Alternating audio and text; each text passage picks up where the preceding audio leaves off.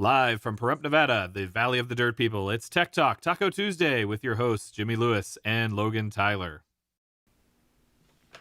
We are back after a 1 week vacation. Tech Talk Taco Tuesday and Tequila. Or actually, it should be Tech Talk Tequila Tuesday. Because, when was the last time we actually had tacos? Do you remember, Logan? Yeah. Oh, you remember the last time we had tacos? It was a really long time. Okay. You could fix that problem by making tacos or bringing them, right? I know a guy. You know a guy? That would that would make this a better show if we had. So we're just going to go. It's now. We tried Tech Talk Taco Tuesday and strippers. And cats. And cats, and that didn't work. Well, we thought strippers was going to be a home run. But Matt didn't promote it right, evidently.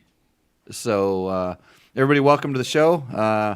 My name is Jimmy Lewis. I'm here with Logan Tyler. Logan has finally finished the works race at the Orleans Arena without snapping a chain. Yes. Do you have? So you snapped a chain 3 times there? Right? Yeah. 3 times. That was weird. Yeah. Did you blame your dad for that? I was like 10, so he was a god, but... Okay. So well, if it was 3 times, it's 3 years. So it was 10, 11, and 12? Or was it more like... No, it was 10, 10, 11, I think. 10 and 10 and 11. 1 weekend. Oh, so you've taken a little break. It's been a few years because you're not 10 anymore. No. Yeah, a little bit older. Well, good job. How did you place? That's the question. Not good. Not good. Trophy.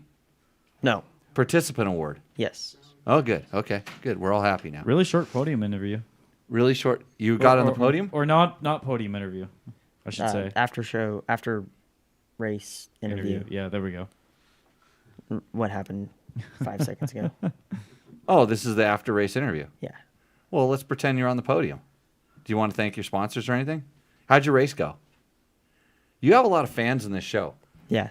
I mean, people on this show want to know what Logan's up to. That's why I'm asking, because I don't know. I was in Mexico. Yeah. And no matter what, I'm going to tell you what I did. Yeah. Okay.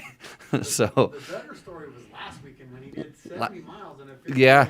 Right. Well, I was gonna get to that later. Yeah. Heard that. Sorry. Yeah. It's kind of like this show where we get lost in the weeds. Yeah. That's what Logan does when he goes off-road racing these days. But confined into a stadium, you didn't go too bad. So, okay. Well, this is the show where technically we talk about motorcycle and motorcycle-related products. Yeah. We answer what? Your questions? Our questions? The viewers' questions. Viewers' questions. Tell everybody how, because I got to get busy on something here. Tell everybody how they can submit their questions. Live on the Facebook live show that we do at 7 o'clock every Tuesday. Right, that's one way. And Pacific. YouTube, 7 p.m. Pacific. So if you're watching this right now and it's live, there's a chat room, Yes. and then you can get in there. They're on YouTube or Facebook, and it all comes up. We actually see it on our. How does that work? Every once in a while, you put it up on the. You can put the chat up on the screen so people can see this. Yeah. I can put it on right now, actually, if I wanted to. Here we go. Boop. Yeah. There we go. And- I've had it off for a couple shows because more people are asking for it to go away than for it to come on. So it's been off for a little bit, but we can put it back on. It's my show. I do what I want. There you go. We That's can it. just put it up there every once in a while. Just drop it up there. If a good question comes up that we're not getting to, you can put it up there, and then we'll look stupid. I mean, I'll look stupid for not answering the question, and then they can blame Got it. somebody else. Got it. Well, technically, it would be my fault because I'm the one who kind of keeps track of these questions as they come in. Right. So That's good. It's good. So keep going. Tell everybody, get off your phone. We're not. I know. What are you gonna submit a question for me? No, I'm gonna look at the questions. Oh, you're. Yeah, that's your other job. yeah. Speaking And- of and you- speaking of him looking at the questions, I should actually share this with him. Oh, yeah. You should share the questions with them. Yeah. Good. We're on top of it. 1 week off. I can't figure out where the buttons are. I mean, I almost lost the voice of Matron. but yeah, Good start. Jim Garbus says super hunky for show 150. That would be interesting. I should call up Rick and see if he would be interested in doing it. You know, I got Nate, Crazy Nate Shakwa. So if you're familiar with Super Hunky and you know a little bit about him, you would also know who Crazy Nate Shakwa is. It's pronounced Shakwa and spelled the same way. We did a Better Rider podcast with him that drops on Thursday, right? Correct. And it's a little bit more like this show than It is the best. It's the best Better Rider if you don't want to learn how to be a better rider. Let's put it that way. His little nugget wasn't necessarily Jimmy Lewis approved. No, there's not much that Nate's done that's really Jimmy Lewis approved, other than he's taught me a lot about like living life, how to live life to the fullest, and just have a good time and it was good. It was good. I had a good time doing it. It was fun. I think we could have kept going for another hour. Well, we thought we shut the mics off. Yeah. A little too early, but we caught the nugget at the end, right? We caught the nugget, and if that can go on this show, right? We have it set up to go on this show. If you give me a few minutes, I can actually. I think I cut out the snippet that we were thinking of. Let's save it. Let's save it for if we get Rick on. Okay. It would be awesome to play that because him and Nate were really good friends and good times. I definitely loved one of the stories of Nate and Super Hunky. Yeah. They did things a little different back then, Logan. more your dad's style, I think. Yeah. Yeah. Yeah. Yeah. So okay.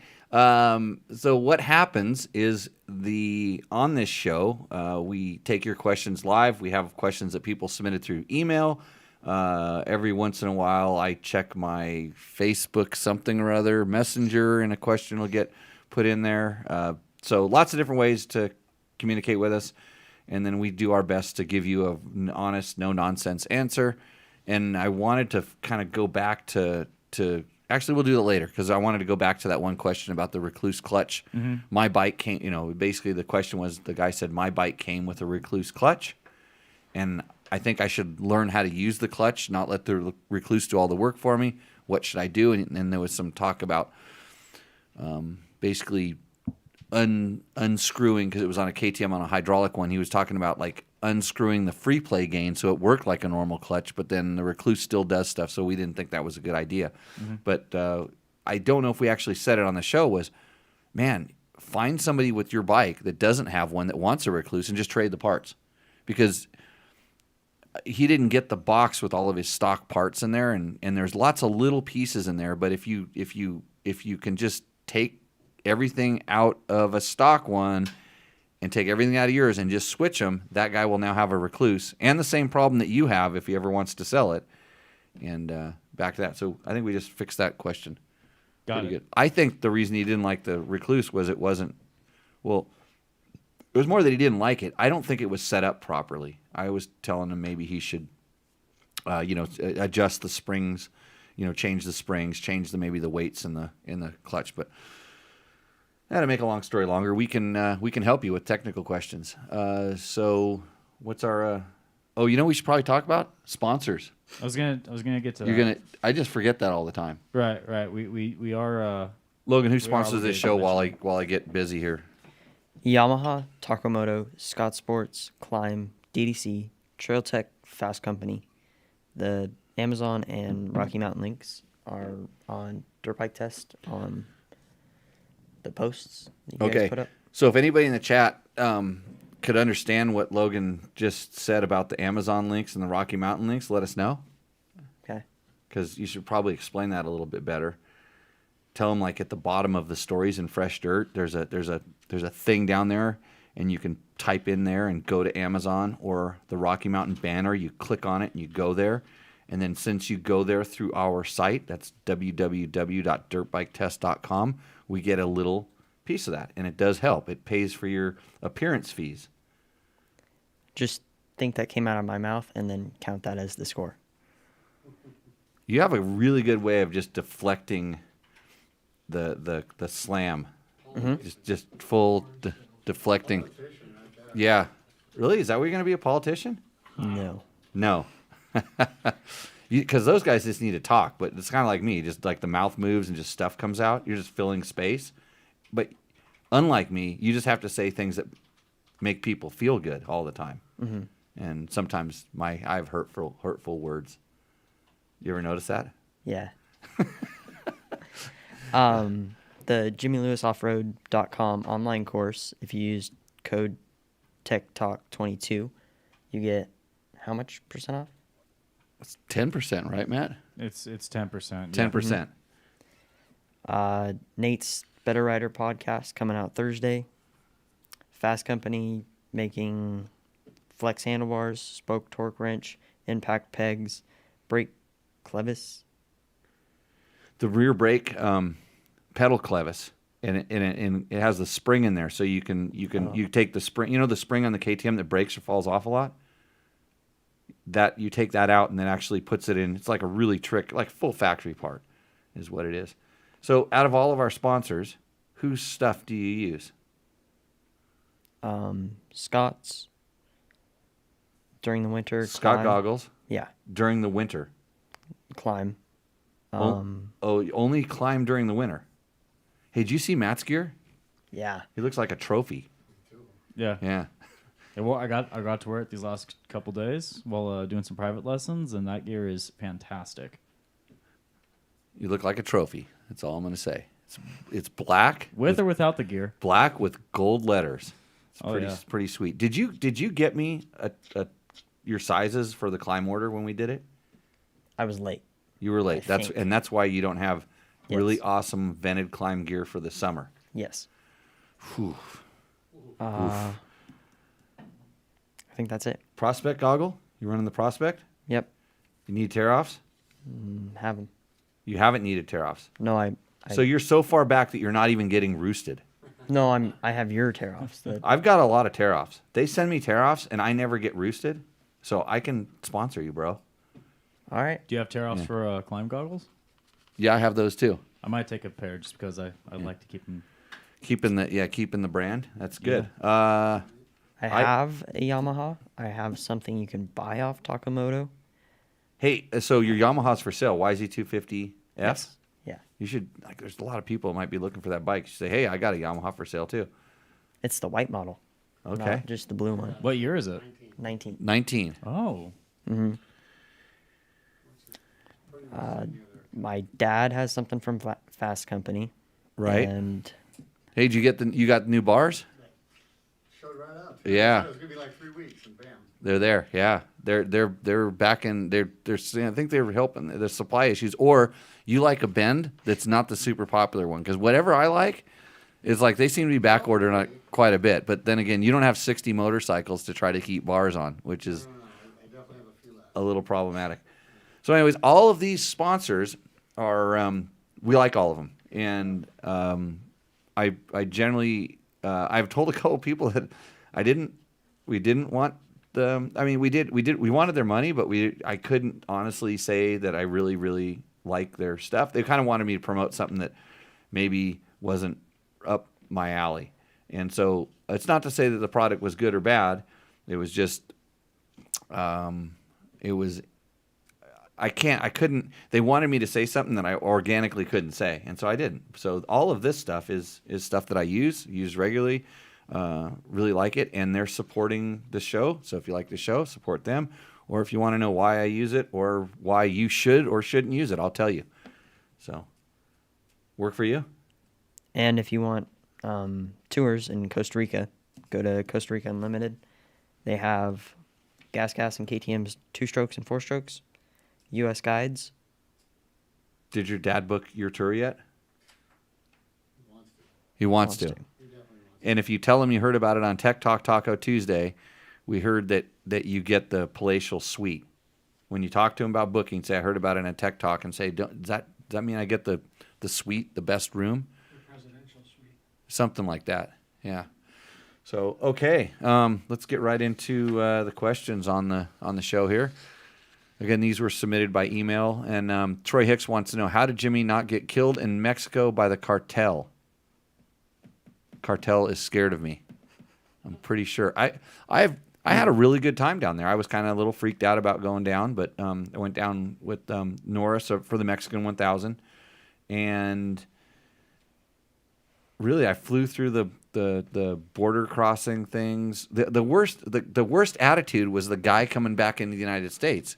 He got a little pissed off that my front license plate wasn't on my truck, and that I lived in Nevada and had a California license plate on my truck. And it bothered him. And I said, "Oh, I'm going to visit my wife in California, and this is her truck." And the license plate fell off when I was doing a recovery. I had a winch on the front, which is close enough to the truth. so we actually used it to pull a Mexican dude. His truck just flew off the side of the road, which isn't hard to do there. And so me and Mike Shirley pulled over and like, "Hey buddy, you need help?" And they were kind of like borracho, I guess is the word they use down there. Yeah, super borracho, but it was real early in the morning. So I don't know if they got some sleep. And so I pull my winch. Got a really strong, like 12,000 pound Warren winch, and just pulling out there. And these guys they hooked it to the smallest thing. I'm like, "No, dude, this is gonna rip it off. Get underneath there and get something good." So he got it all good and stuff. And then we started hearing chickens. And it's like a Chevy truck with and there's nothing in the back, just some stuff in the back, and like there's chickens. I'm like, what the heck? And so anyways, we winch it and stuff. And I thought it was maybe just in the bushes, but we weren't near a city or nothing. So we yanked the thing. It was way deep, buried in the sand. Yanked it, drug it, got it back up onto the road. I hear chickens. They're cockfighters. Those chickens are worth so much to them that they keep them in the truck. They ride in the truck with them. Yeah. So there's your Mexico. That's Mexico. Yeah, that's Mexico for you. So, okay, first question, Logan. Dylan Honeywell. I have a 2019 YZ 250FX. About 75 hours on it. I bought the bike with 60 hours on it. I am experiencing considerable clutch drag and want to replace the clutch. I'm sure the discs are warped due to clutch abuse/heat. Should I try the Tusk discs or just go for a Henson? I'm not ready to spend all the money on a Recluse yet. So you should, no matter what you do, you should go through Rocky Mountain MC through the Dirt Bike Test link.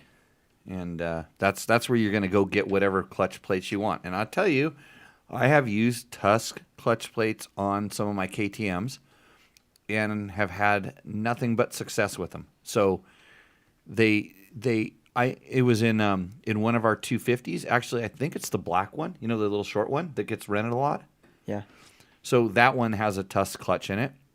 And these are older RFS bikes. You know how some of them, when they're cold, you pull in the clutch and and the bike stalls because they. Have you ever noticed it happen on that one? No. Yeah, it's good. I mean, and then it's in one of the 350s, I believe. One of the 350s with the stock clutch. I pulled out it actually had a Recluse in it, but since we're using it as a rental for the school, I pulled everything out and I just ordered up a set of Tusk stuff and threw it in there. And it's marked on the side cover someplace, so I know which one it is, but I can't tell which one it is. So it's working. And so on KTMs, I'm absolutely but KTMs have really, really good clutches.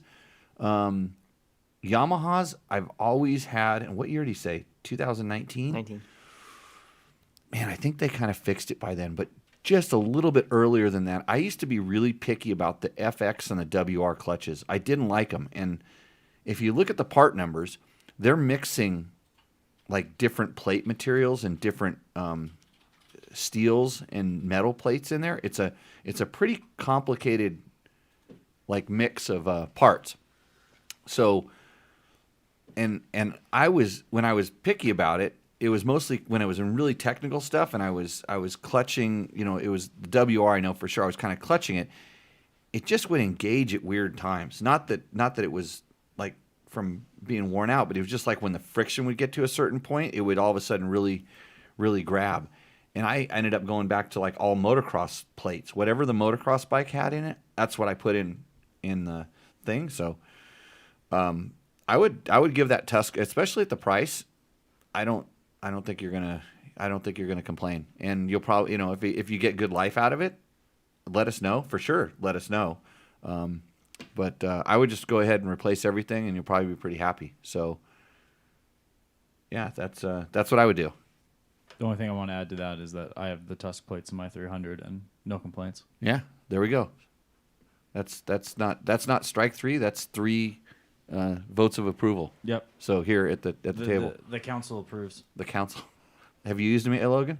Used what? Tusk clutch plates. Yeah, but it's been a while. It's been a while. On the 85, 65. I want. 65. Maybe the 85. Oh, that's a long time ago. You Probably should know all this 65. stuff. What were you doing when your dad was putting those plates in? Sitting right next to him. Okay. Did you take them out of the wrapper? Is that your job? What was your job? Just sitting there and I know it's like most dads would say, just sit here and be quiet and watch what I do. But he doesn't have to say the second part. Yeah. Just sit here. Hey, Logan has a little bit of victory going on. He's prepped his own bike for 2 races and had Really? stem to stern, tires, everything. No, Prepped your own bike and no complications with the bike. No. It's I obviously. didn't even look at it, Jimmy. I didn't even. Oh, you just said I mean, that's zero. good. 0. Like didn't even look at it. Right. I know I've crushed a finger in clutch plates once. Explain. KLR 650. He was working on them, and I walked up next to it and just pulled in the clutch. Pulled in the clutch, and I hear screaming. And Oh, I think he got it stuck behind the thing. Oh. Yeah. no, it was your finger I crushed. Oh. Oh, I man. smushed. So, yeah, danger. Okay. 2 for 2 on race Yeah. laps. All by himself. That's good. Yeah, that's good. Yeah. I mean, I'm amazed. I've seen him work on stuff around here. It's a little scary. It's I have to getting double better. check. It's getting better all of a sudden fast. Maybe you can teach Matt. Yeah. Yeah. Maybe you can teach Matt. Matt just pushes those 2 buttons over there and makes this show work. I push the 2 buttons and I teach people how to ride. I don't teach people how to work on them. Okay, next question. Bill Hall. On a group ride, what type of radio, brand, and model would you recommend for single track riding, if you would recommend it at all? I'm not a big radio guy, never have been. And so the reason is I've seen people get really complacent with the radio. They think that the radio's there and they think it's going to warn them about everything. And then you go over a rise or something and the radio doesn't work or whatever. So and then they just cut out a lot.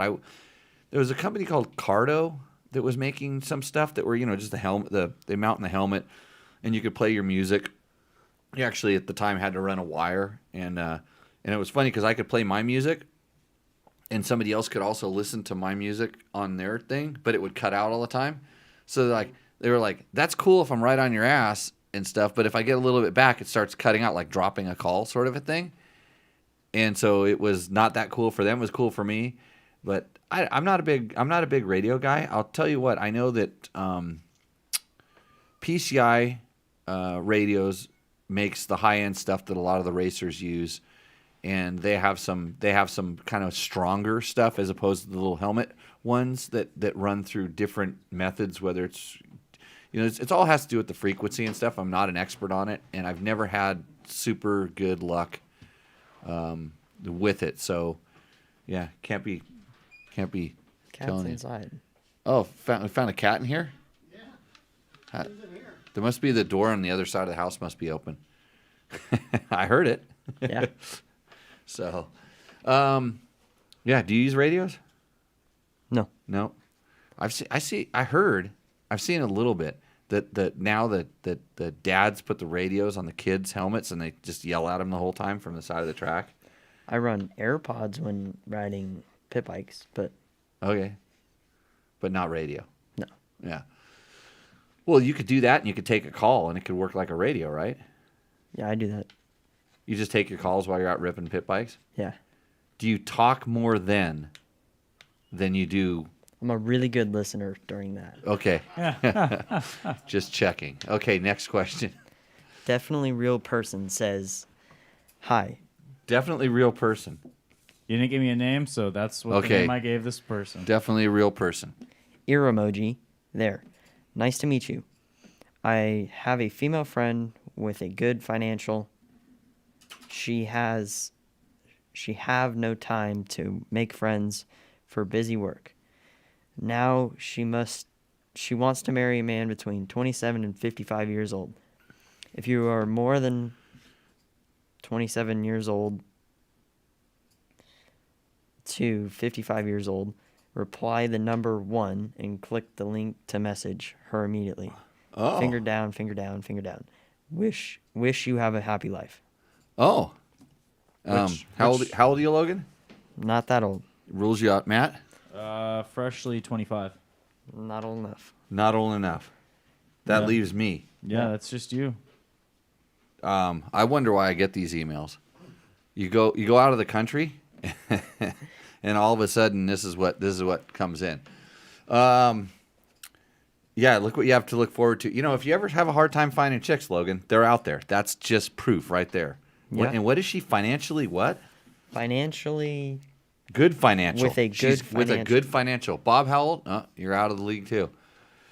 She has to have good balance sheet. Jimmy, you didn't hear the question, did you? I didn't, but I'm 49. Are you fit? he fits. You want to cut that one out and take it to him? Yeah, let's do There it. we Yeah. go. Good female with good financial. Might have found Logan. Yeah. Logan might have just hooked you up. Okay. Stepmom for Logan. Next question. Step dude. Logan gets a step dude. Damn it. I ain't getting a stepmom. 250 XC shootout video. George Edwards says, shame they didn't mention the Yamaha stalling issues as well. Also, Honda and Kawasaki for having a 5-speed close ratio gearbox. They should have at least a wide ratio 6-speed version. Obviously, being cheapskates. Shame on both manufacturers. So he's praising KTM for having a 6-speed. It's what I'm getting at there is I just like I don't listen to what he says. I'm trying to figure out what his real point is, and he's really trying to praise the bikes that have the 6 speeds, which is the KTM, the Husqvarna. We neither of those two bikes that we tested, we had the gas, correct? Correct. That's what he's getting at. Well, guess what? Guess what? KTM just actually on the 250s. The Yeah. 250 is the only one that keeps the 6-speed. All the other XCs are now down to 5 speeds. Yeah, why? I don't know. I don't agree either. I'm more with this guy on the. I like the 6-speed, but you know I guarantee you that they're doing. Yeah, for sure it's cost cutting, but I'll bet you even more. They're going to drop X amount of weight. That's probably their biggest thing, and it's going to cost a little less, but they're going to drop weight, and they probably kind of globally look at like where these bikes are sold and what they're being used for. You know, GNCC racing, Grand Prix racing. Out in the West, you can definitely use a 6-speed, but if you're using the 6th, you're probably never using first, and so you just gear it accordingly. Right. So, yeah, you guys screwed up by not mentioning that. I'm going to give him that. And then what was his other? Yamaha Stalling issues. Did it stall on you? I am unaware of any stalling issues with that motorcycle because that was my favorite one to lug, honestly. Yeah, I would have to agree with you. And I'm thinking of even just a few years back or where the Yamaha stalling issues are. So I don't think I've ever since they've switched the motor around, I've never encountered any stalling issues on the Yamahas I've ridden. Yeah, I don't remember him either. I don't know where the Yamaha stalling issue. It must have been Motocross Action must have had a stalling issue, and that's why he thinks that's an issue. Could be. Or you know, his favorite, whatever his favorite reviewer is, they have stalling issues. But if it's brought up in a usually that's the cool thing about doing the comparisons is that kind of stuff does stand out. You know, because if the stalling issue is you, the rider, then you're going to stall all of the bikes, as opposed to like just one bike was stalling all the time. But if one bike is stalling all the time for you, and this is when I was kind of orchestrating these shootouts and control them, it was like, hey, did you adjust the clutch lever? especially after I get off of it because I run my clutch lever a little bit close to the bars for some riders. Yeah. Or was the brake pedal too high? And they're like, huh? Did you notice the brake pedal? No, it just kept stalling. And it's like, oh, the brake pedal's high on that bike. I noticed it, but it didn't cause it to stall. I mean, because I noticed it, but little things like that. So sometimes the stalling issue is the bike setup. It's the rider as opposed to the bike characteristics. So I don't know about the Yamaha stalling issues.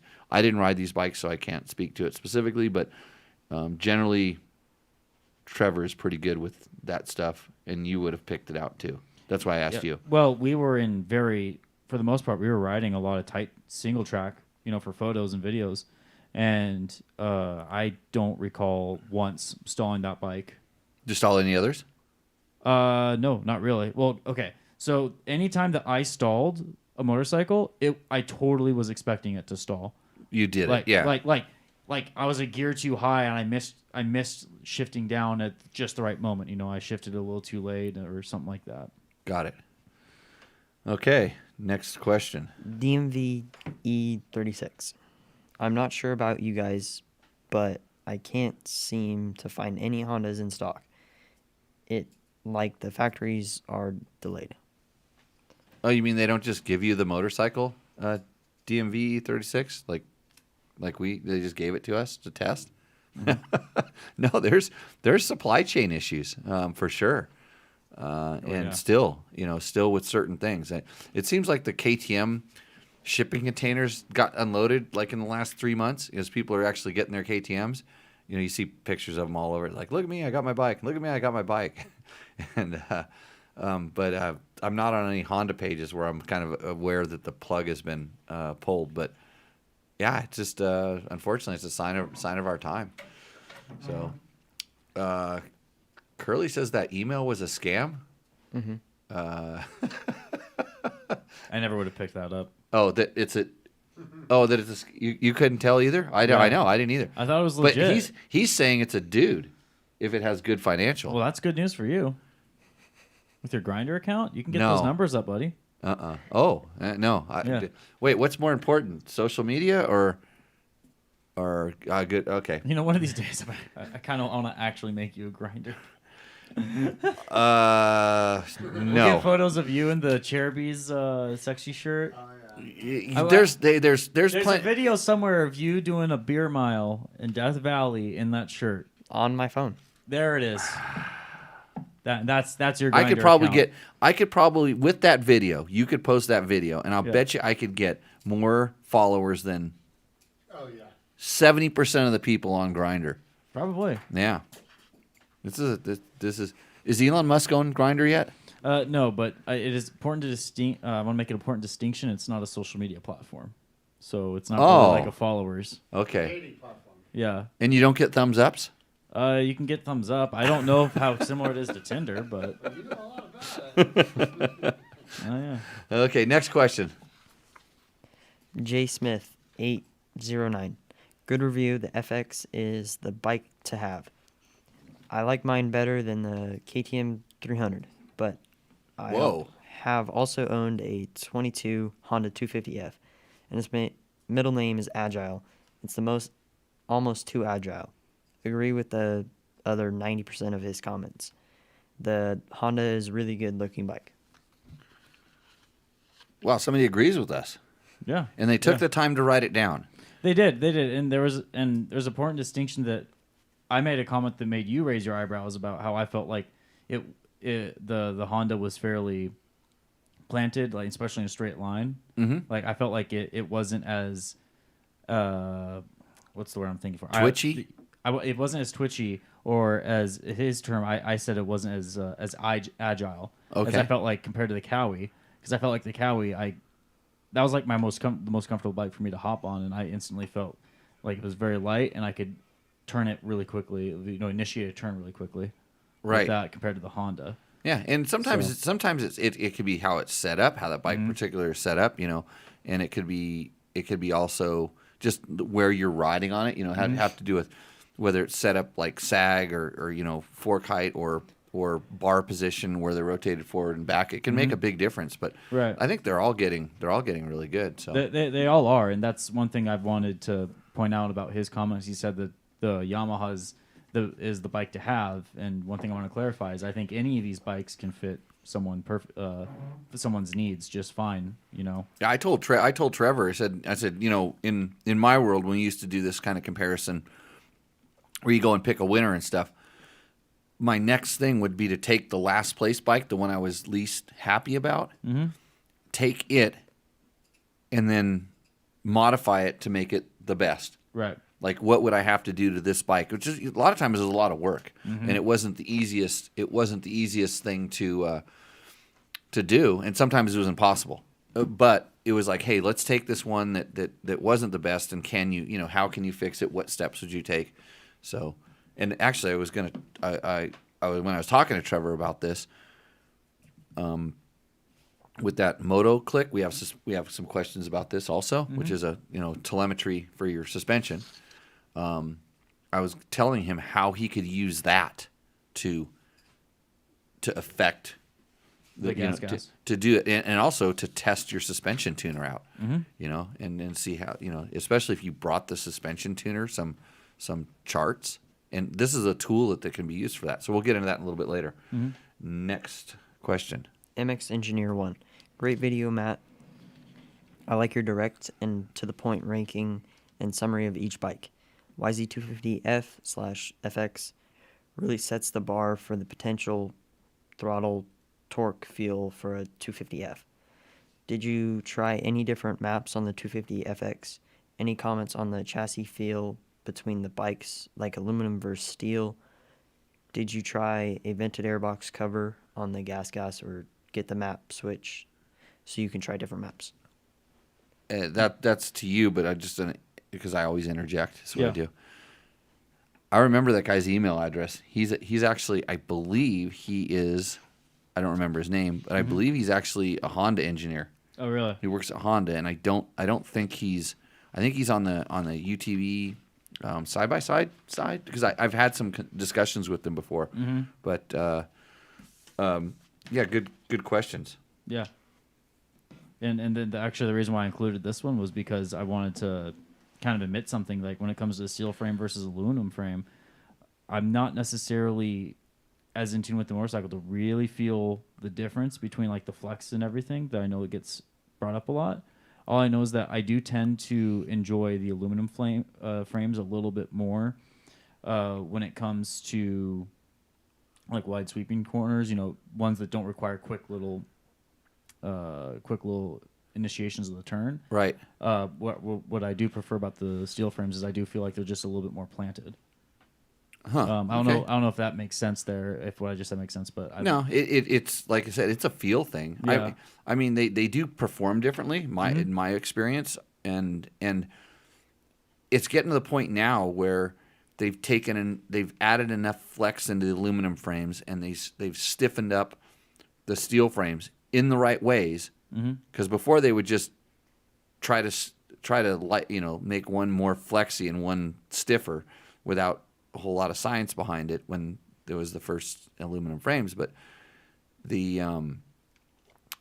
for sure they have learned with all this stuff. So I think if you blindfold most people and had them hop on a bike and say, okay, steel or aluminum, probably not going to be able to tell you.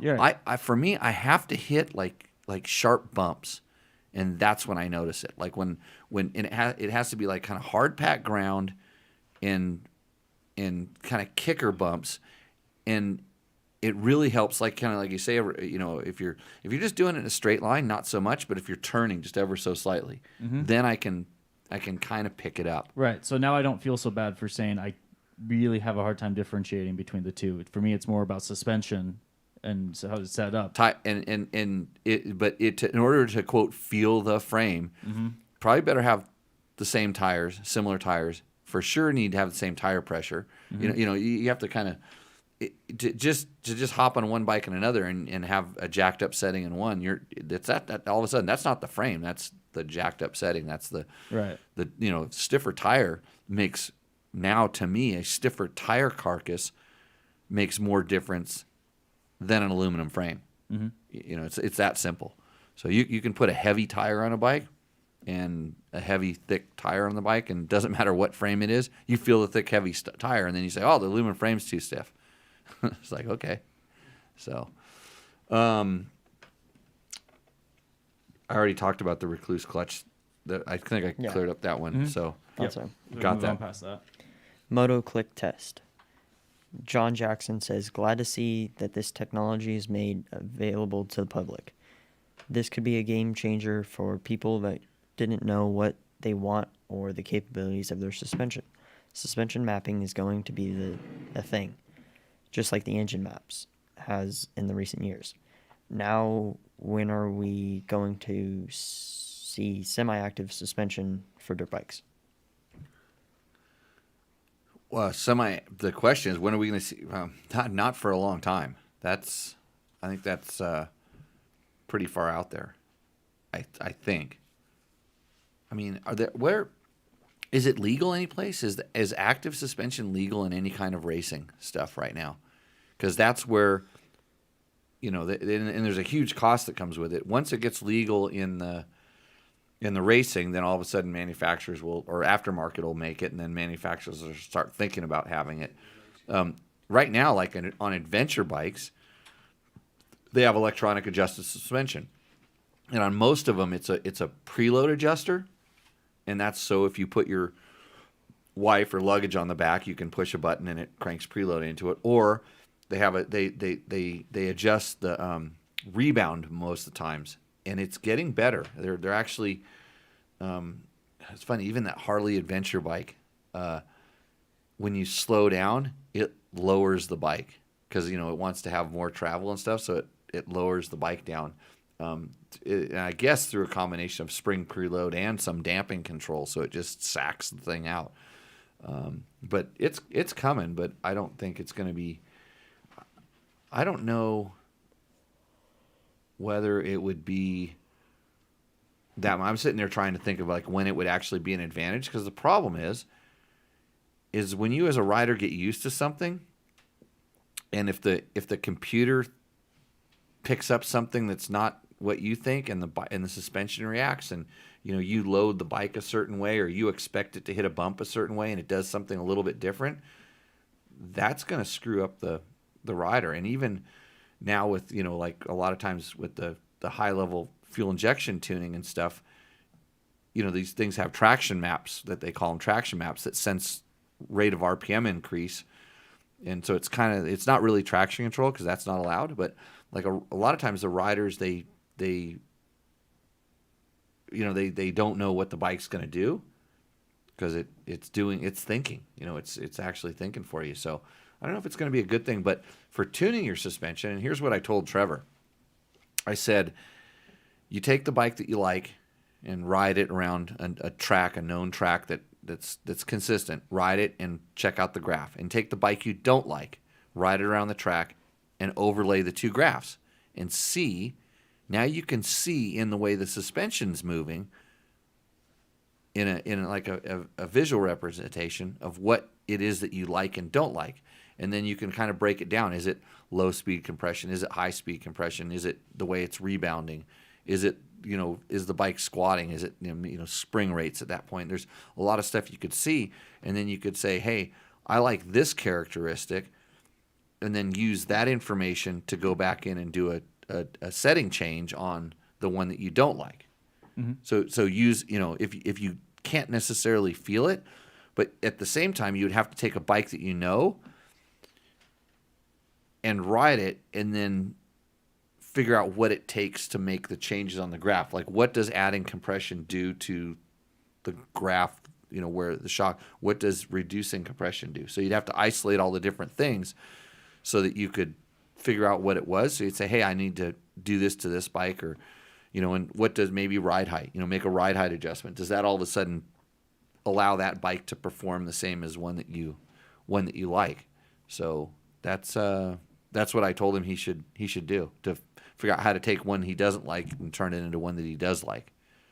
So, and then you could maybe show it to a suspension guy that's really sharp, and they could probably, because the high level guys, the guys that tune the factory bikes, they look at this stuff all the time. They know, they've done this. The guys that do production testing on stock bikes, they use this stuff. They know what that thing is, and now it's sort of available to the average consumer. So we got a question in the chat. I'd like to hit it real quick. Eric Wyden, what does he say? Thoughts on filling handlebars with silicone to reduce some vibration for the poor man's fix that can't afford flex bars. I've seen this method on forums and never tried it. So to reduce vibration, in my opinion, the flex bars don't really reduce vibration that much. They reduce impacts. There are some, actually, Fasst Company used to make them. I think they actually have inserts that go in to the bar ends that it's like a harmonic. It's weird. It's a bar end that has a weight on it, and it has it's smaller diameter than the inside of the bars, and then it's milled down so it can actually flex, and then the weight's on the inside. And there's a few companies that were making these bar ends that were like this, just different stuff. But I also had a company that had this tube that was a nicely packaged tube of, from what I could tell, it was roofing caulking, and it said pump it in to eliminate vibration. And I said, oh, what the heck? So I pumped it into a set of Pro Taper bars, I believe they were, on a KTM 525 that vibrated. And I'm pretty sure it worked at 1 RPM range. There was one place where I thought, maybe it worked. But I didn't have the chance to swap out bars and go straight across. And this is what I've noticed with all of these different things that are they're tuned.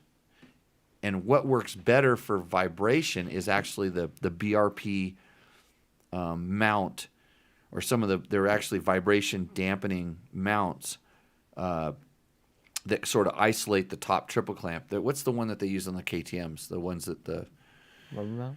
The rubber mount? Yeah, it's a you've seen them on like the factory guys all have them.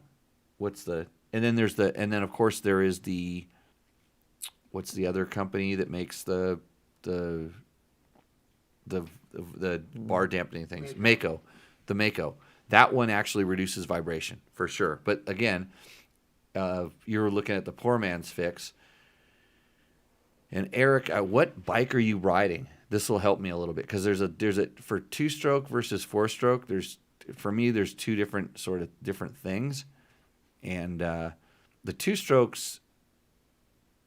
It was like more critical to tune it, And the best thing I ever did on 2-strokes that vibrated was True the Crank. Period. The vibration was generally coming from another problem, and you're really trying to do it. And I know that's a pain in the ass to get in there and do it, but it makes a big difference on a 2-stroke. 4-stroke, not nearly as much. Most of them are counterbalanced and everything. But on the 4-stroke, I found that either tightening the engine mount bolts and the head stays, or making sure that they were torqued properly, and then if on certain bikes, especially with aluminum frames, reducing the torque on the swing arm pivot and the head stay by 10%. Oh, wait. Bar snake. That's what some of these. That was like a rubber tube that you stuck in there. I think it was a silicone filled rubber tube, which makes more sense, because it's not just, because you pump silicone into it and it's gonna adhere to the outside of the bar, but if there's something in there that can counteract the vibration, that's the idea. So yeah, and Mark, you're right. I had used the bar snake a long time ago, and again it was sort of at 1 RPM, and I never found that it was, whenever I put these things on, it was never the RPM I rode at.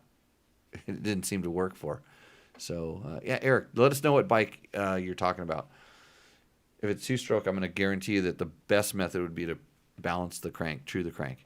So, okay, what's next on our QBMOP? What?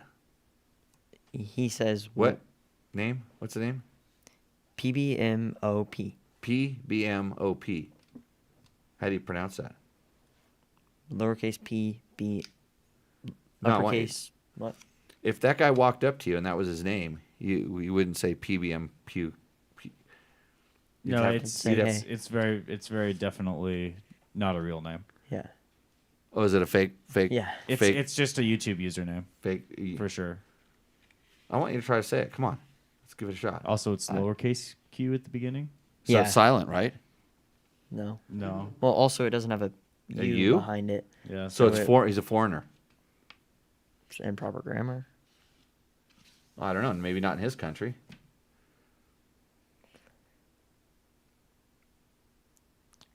We're doing a Cute. I had to think. I was thinking yeah, about it. Kaboom up. Kaboop. Kaboop. Kaboop. Kaboom. Something. What does the unit look like? It would be nice to have something to help with adventure bike suspension adjustments. Thanks for the video. The product sounds interesting. Well, is it one of Trevor's videos where it doesn't matter what he is, he just puts the GoPro on his helmet and rides around and said, okay, that's a ride of the Michelin tires. That's not what's on the site, right? There's pictures of it.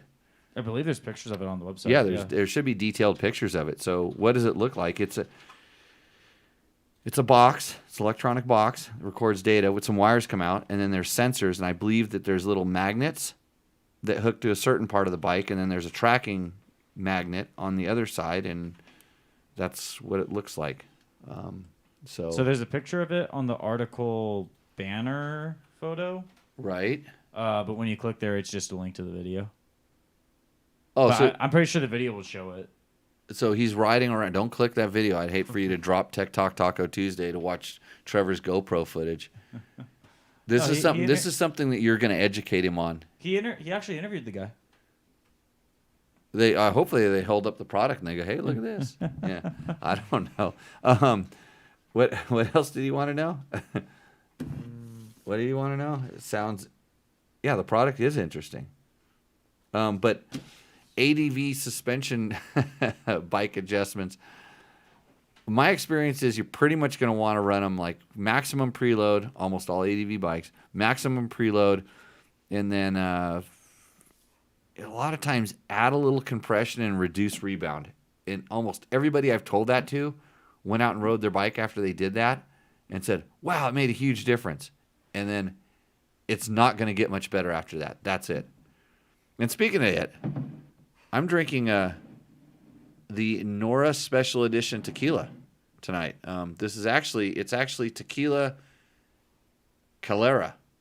If you're wondering, I'm going to try to get out of the light there. That's the tequila, but super awesome limited edition bottle. The problem is there is a plastic surgeon in Texas named Charles that owns this bottle.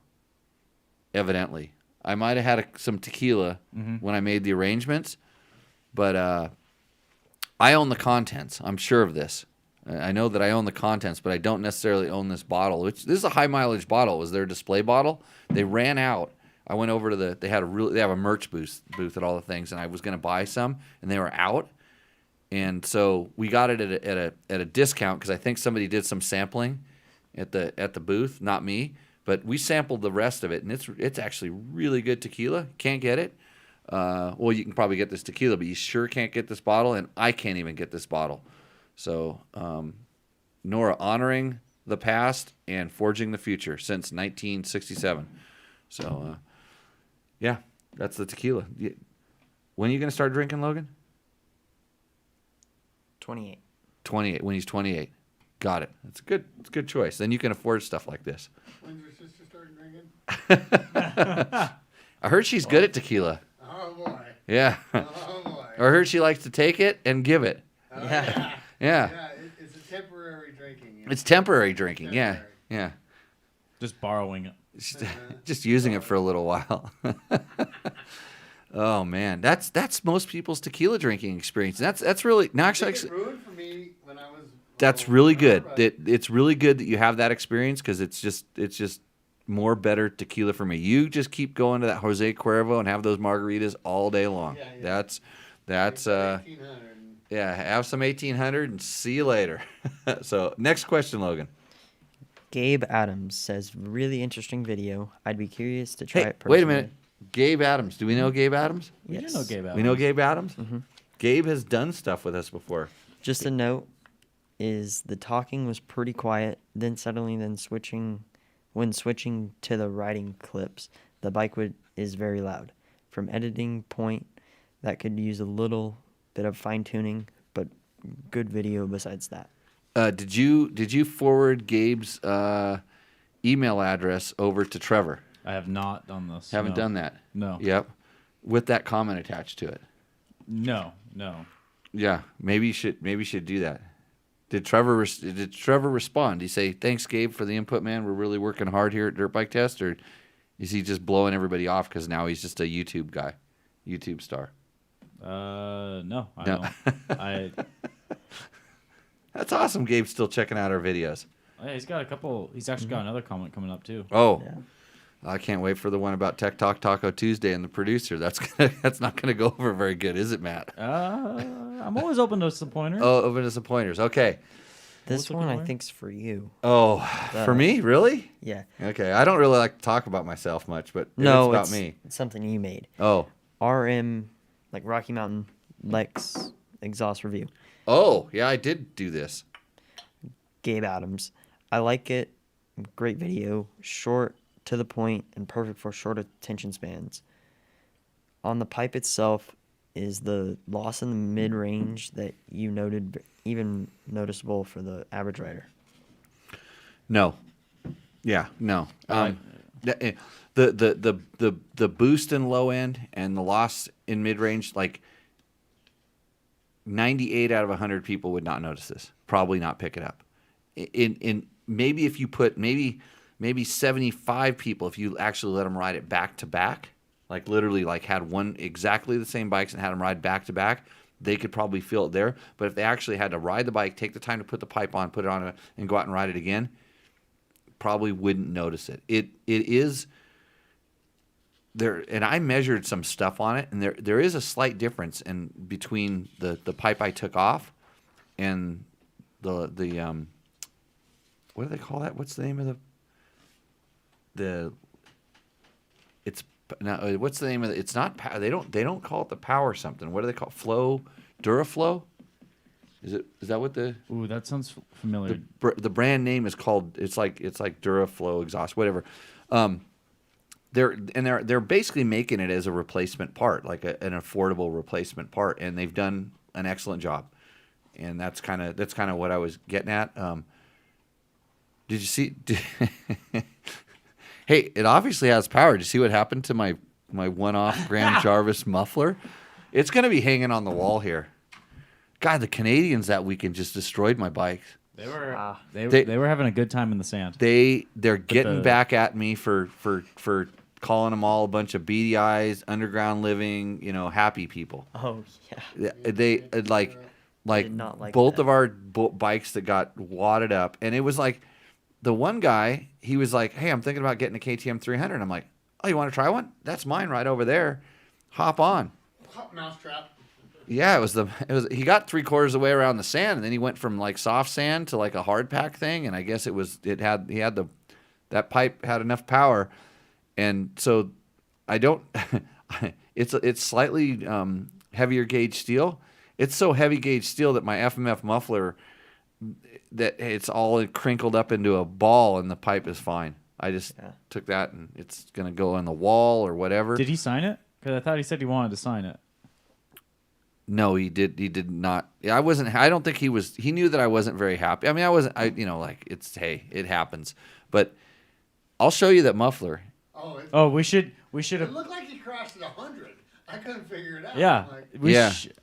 Did you see him crash? I was helping another dude. Oh, you were helping another Come, guy. dude. I'm like, Yeah. it didn't make sense to how fast we were going. Well, yeah, he was good, but I think the bike shot. know. I think the bike got traction, then went upwards, and then came right back down on it, and did that. But so that muffler actually was a Graham Jarvis muffler, Huh, and it's different than the ones that they sell, of course. and it's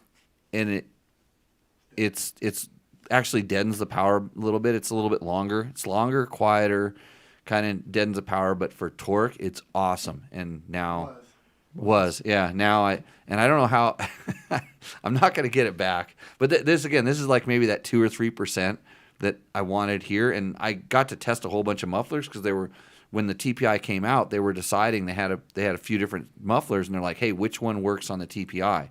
And so they sent like 4 or 5 mufflers out, and that was the one that went on my bike. Actually, it was on George's bike.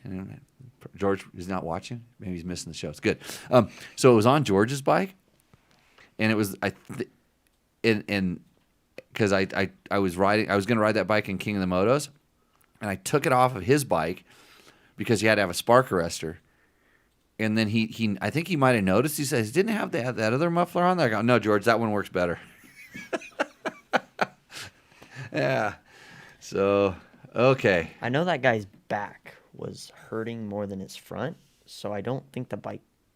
Oh no, the bike didn't hit him. He fell. Yeah. I think it came on, and he whiskey throttled, so he fell off the back of the motorcycle. He finally let go, and I think when he let go, it was probably in an upward trajectory, and then it came back down on the muffler because the fender was also folded at a 90-degree angle. So, but yeah, that's what you get for doing a Canadian a favor. No good deed. It goes unpunished, right? Yeah. No good deed goes unpunished. Let's see. Is there any Mike more? P. There's one Okay. more. Mike P. What are your thoughts on the just released today 2023 KTM XC 300s? No more TPI, now TBI. So Mike P. I literally just before this show, I literally just got back from Mexico. That's why I'm drinking the tequila just to stay on float here. Matt came in. He's like, Jimmy, what are you doing? Nap. Yeah. I was gonna come in and talk to you about some stuff. 17-hour drive, bro.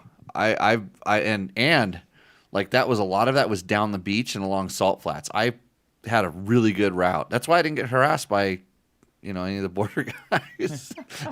So anyhow, I explored. Remember some of the beaches you said about landing planes on and all that stuff? Yeah, I went and drove down those, Bob. Yeah, I kind of went a whole new way. Areas I hadn't seen before, which is pretty awesome. But so I just looked at it, and I knew that they were playing around with the relocation of the injectors.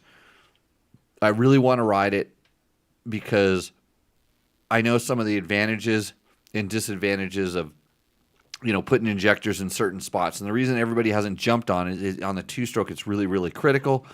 And they have what we call an upstream and a downstream injector placement. So one's in front of the throttle body, in basically they have one in what's called the boost port as opposed to 2 in the transfer ports. And then now they have one behind the back of the butterfly valve. And until I actually see some information on which one is working when, I don't know, because they're gonna be doing a lot of cool stuff with it. But I think it's good. I think they're pushing it. But I tell you what, the TPI for enduro use, for regular guys, for trail riding, I don't see any problems with it. Could it get better? Maybe, but right now the way that's working. So, but I think for motocross they needed to do something else. That the TPI is a little bit like too smooth, too torquey. It's like almost like built-in traction control. Yeah. You'd agree. You have one. Mm-hmm. Yeah, and you've ridden carbureted bikes like that kind of go brap. Yeah. TPI doesn't go brap. Nope. You can get it to kind of go rah, but not brap. Yes. And as much as I've tried, because I don't like brap, but I've played with it just to see what you can do by adjusting the power valve and by using a fuel tuner. You can kind of get it to do a little bit of that, but never like a carburetor would. So it's a personal preference. So I think. TB. What do they call it? What is TBI? But the interesting thing. So here's the other thing: is they're talking about reed flaps or something inside the reed valve to stop the extreme uphill or downhill issues. Which it's amazing. They admitted that there was a problem. I've never experienced it, But is that the stalling thing we're talking about? I feel like it could be. Yeah, I called somebody right before the show to say, hey, somebody to give me a straight answer, and then, of course it was too late. He probably goes to bed at 6:50, which is when I call. So it'll be interesting. Until I ride it, I can't really speak to it. I almost had an opportunity to go do some stuff, but I just didn't take it. Yeah, it's going to get better and better. It's just the way things are. But I promise you that all the carburetor guys are rolling over in their graves right now, and the price of your last 6 years of KTM 250 SXs just increased because everybody's going to say they're better. And I guarantee you that Motocross Action will say that the carburetor was better, and then they'll show you 2 months later. They'll show you how to fix the TBI, just the way it is. But yeah, good. And the fact that it's a 300 motocross bike, that's probably a pretty cool bike for a vet guy. Like that's the motocross bike that I think a lot of these guys really would like. I kind of want one, but I have a 300 XCW and I like that, so I'm fine. I have a YZ125. Hey, speaking of YZ125, Do we want to do that, or do we want to go visit commercial? YamahaMotorsports.com Yeah. to ride the new YZ125. Find out where you can enter the victory zone. Yeah. I have a YZ125. I've been in Mexico. I haven't been able to ride it. And Logan, how come you didn't do the rain dance? There was rain. No, there wasn't. Oh. And that's why I'm upset. Matt, why didn't you ride the bike? Because I was busy coordinating private lessons, which I'm getting a lot more of. Right.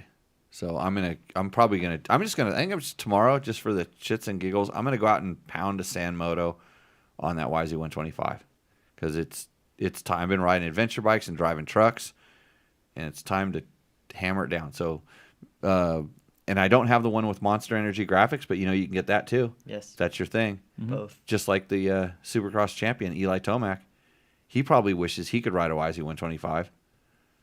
I don't think he does. We should get him on the show again. It's funny that we actually had him on the show. Yeah. Yeah, I'm telling you that is why he won the Supercross championship this year. Is Yeah, because super cool. He never won a. Oh, hold on. He has won it. He's gotten a lot better with media, and that was like sort of right after everybody knew he'd done something different. Mm-hmm. But yeah, it was cool. Okay, Eric Wyden says FE501. What do you think that means? Oh, that's the bike that he wants the vibration dampening for. He's the guy who's asking about the poor man's solution with the silicone. That's how we lose track of things. Mm-hmm. That bike vibrates. Interesting. Yeah. The KTM 500s. That's a KTM 500. That's not the Husky? Yes, a Husky version of the KTM 500, but same motor. I felt vibration on that one. Does it have the same? We don't. Wait, which one? Who has one? We tested one. The first bike I ever tested for you was a FE501. And you felt vibration on it. We did. We did. I said so. Yeah, more than a normal. More than a 500. KTM. Yes. I don't know. Is it in the test? I'm gonna look it up right now. That's interesting. Yeah, I've seen a YouTube video of it. Yeah, I know we tested the bike. I just don't remember vibrations sticking out as a thing like that. But I rode a client's 500 yesterday and today, and zero vibration whatsoever. But a KTM. It was a KTM though. Mm-hmm. Yeah. Okay. So Eric, if it is an FE501, it's vibrating. I wish you would have told me the year because I think they changed some things in the frame. I was gonna say, are the triple Check. clamps the same? Check. Okay. First of all, 100% certain. Check your engine mount to make sure it's not cracked. Your head stays. Because I've actually seen pictures of guys cracking head stays on these things. So number one, check to make sure head stays are not cracked. And then number two, go back to that thing I was talking about. Check especially the front engine mount to make sure it's tight, and make sure your rear swing arm bolt is in spec. And if all of those things, Jimmy's KTM 500. Okay, so Dave Black would know because he has. Okay, we're on to something. And Logan, the fact that you remembered that and said something, and the said something Brownie is the points. Yeah. important thing here. Yeah. That's pretty good. So I'm wondering if the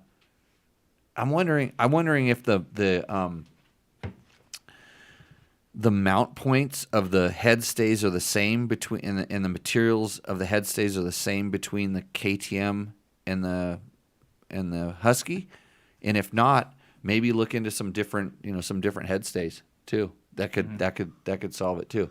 And Victor says he has all I see is Victor says he has a Poors man thing, and this is what 2021 at higher vibrations, higher RPMs. Okay.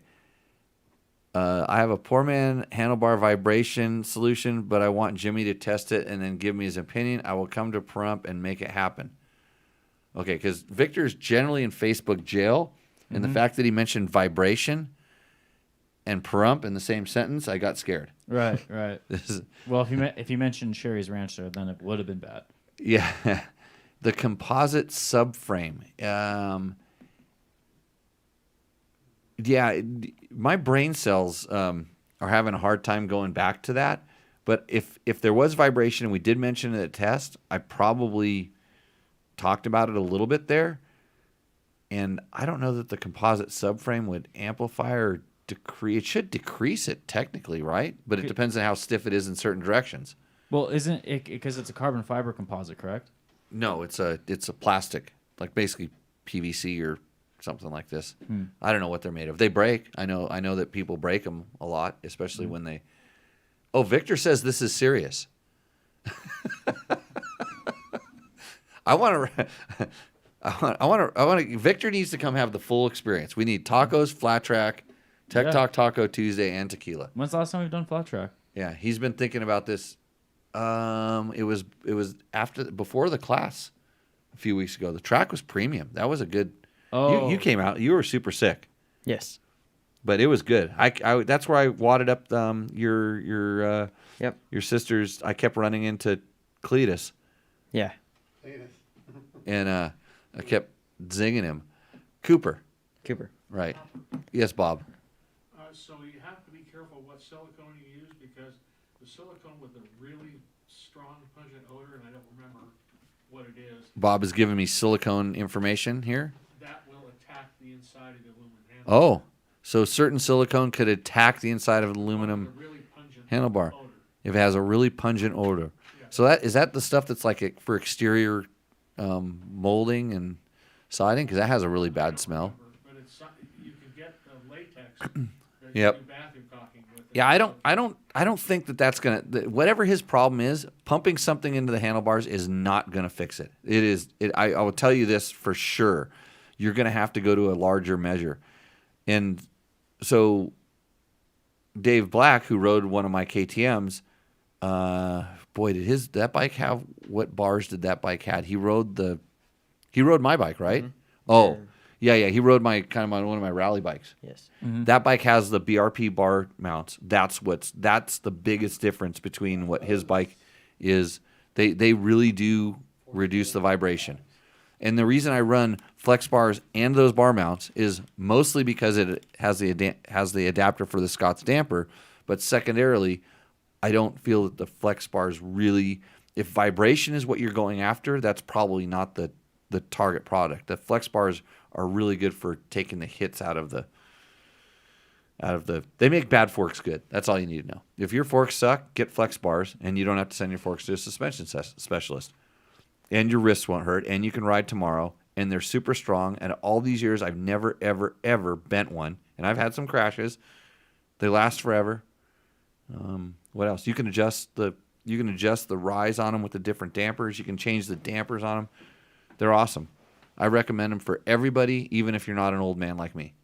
So that's it. Do we need to go to commercial break? Yeah, it is. We are About a little that bit time. past that. Hey, time, we're gonna come back with the soon to be canceled segment called Rooster Endo. So we'll get this one done maybe next week or something like that. But we're gonna cancel this segment if you don't.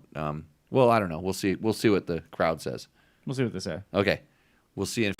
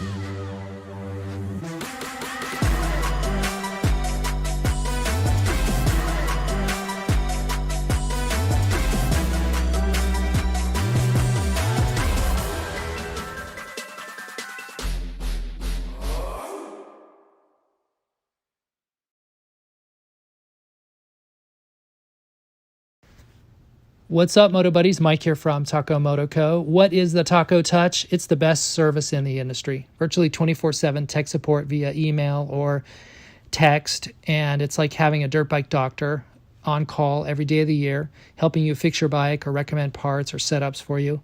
If you've ever received an order from us, you know that the Taco Touch extends to our fulfillment, and our orders come with the coolest stickers that you've ever had, buying parts from anybody before, and a handful of root beer barrel candies.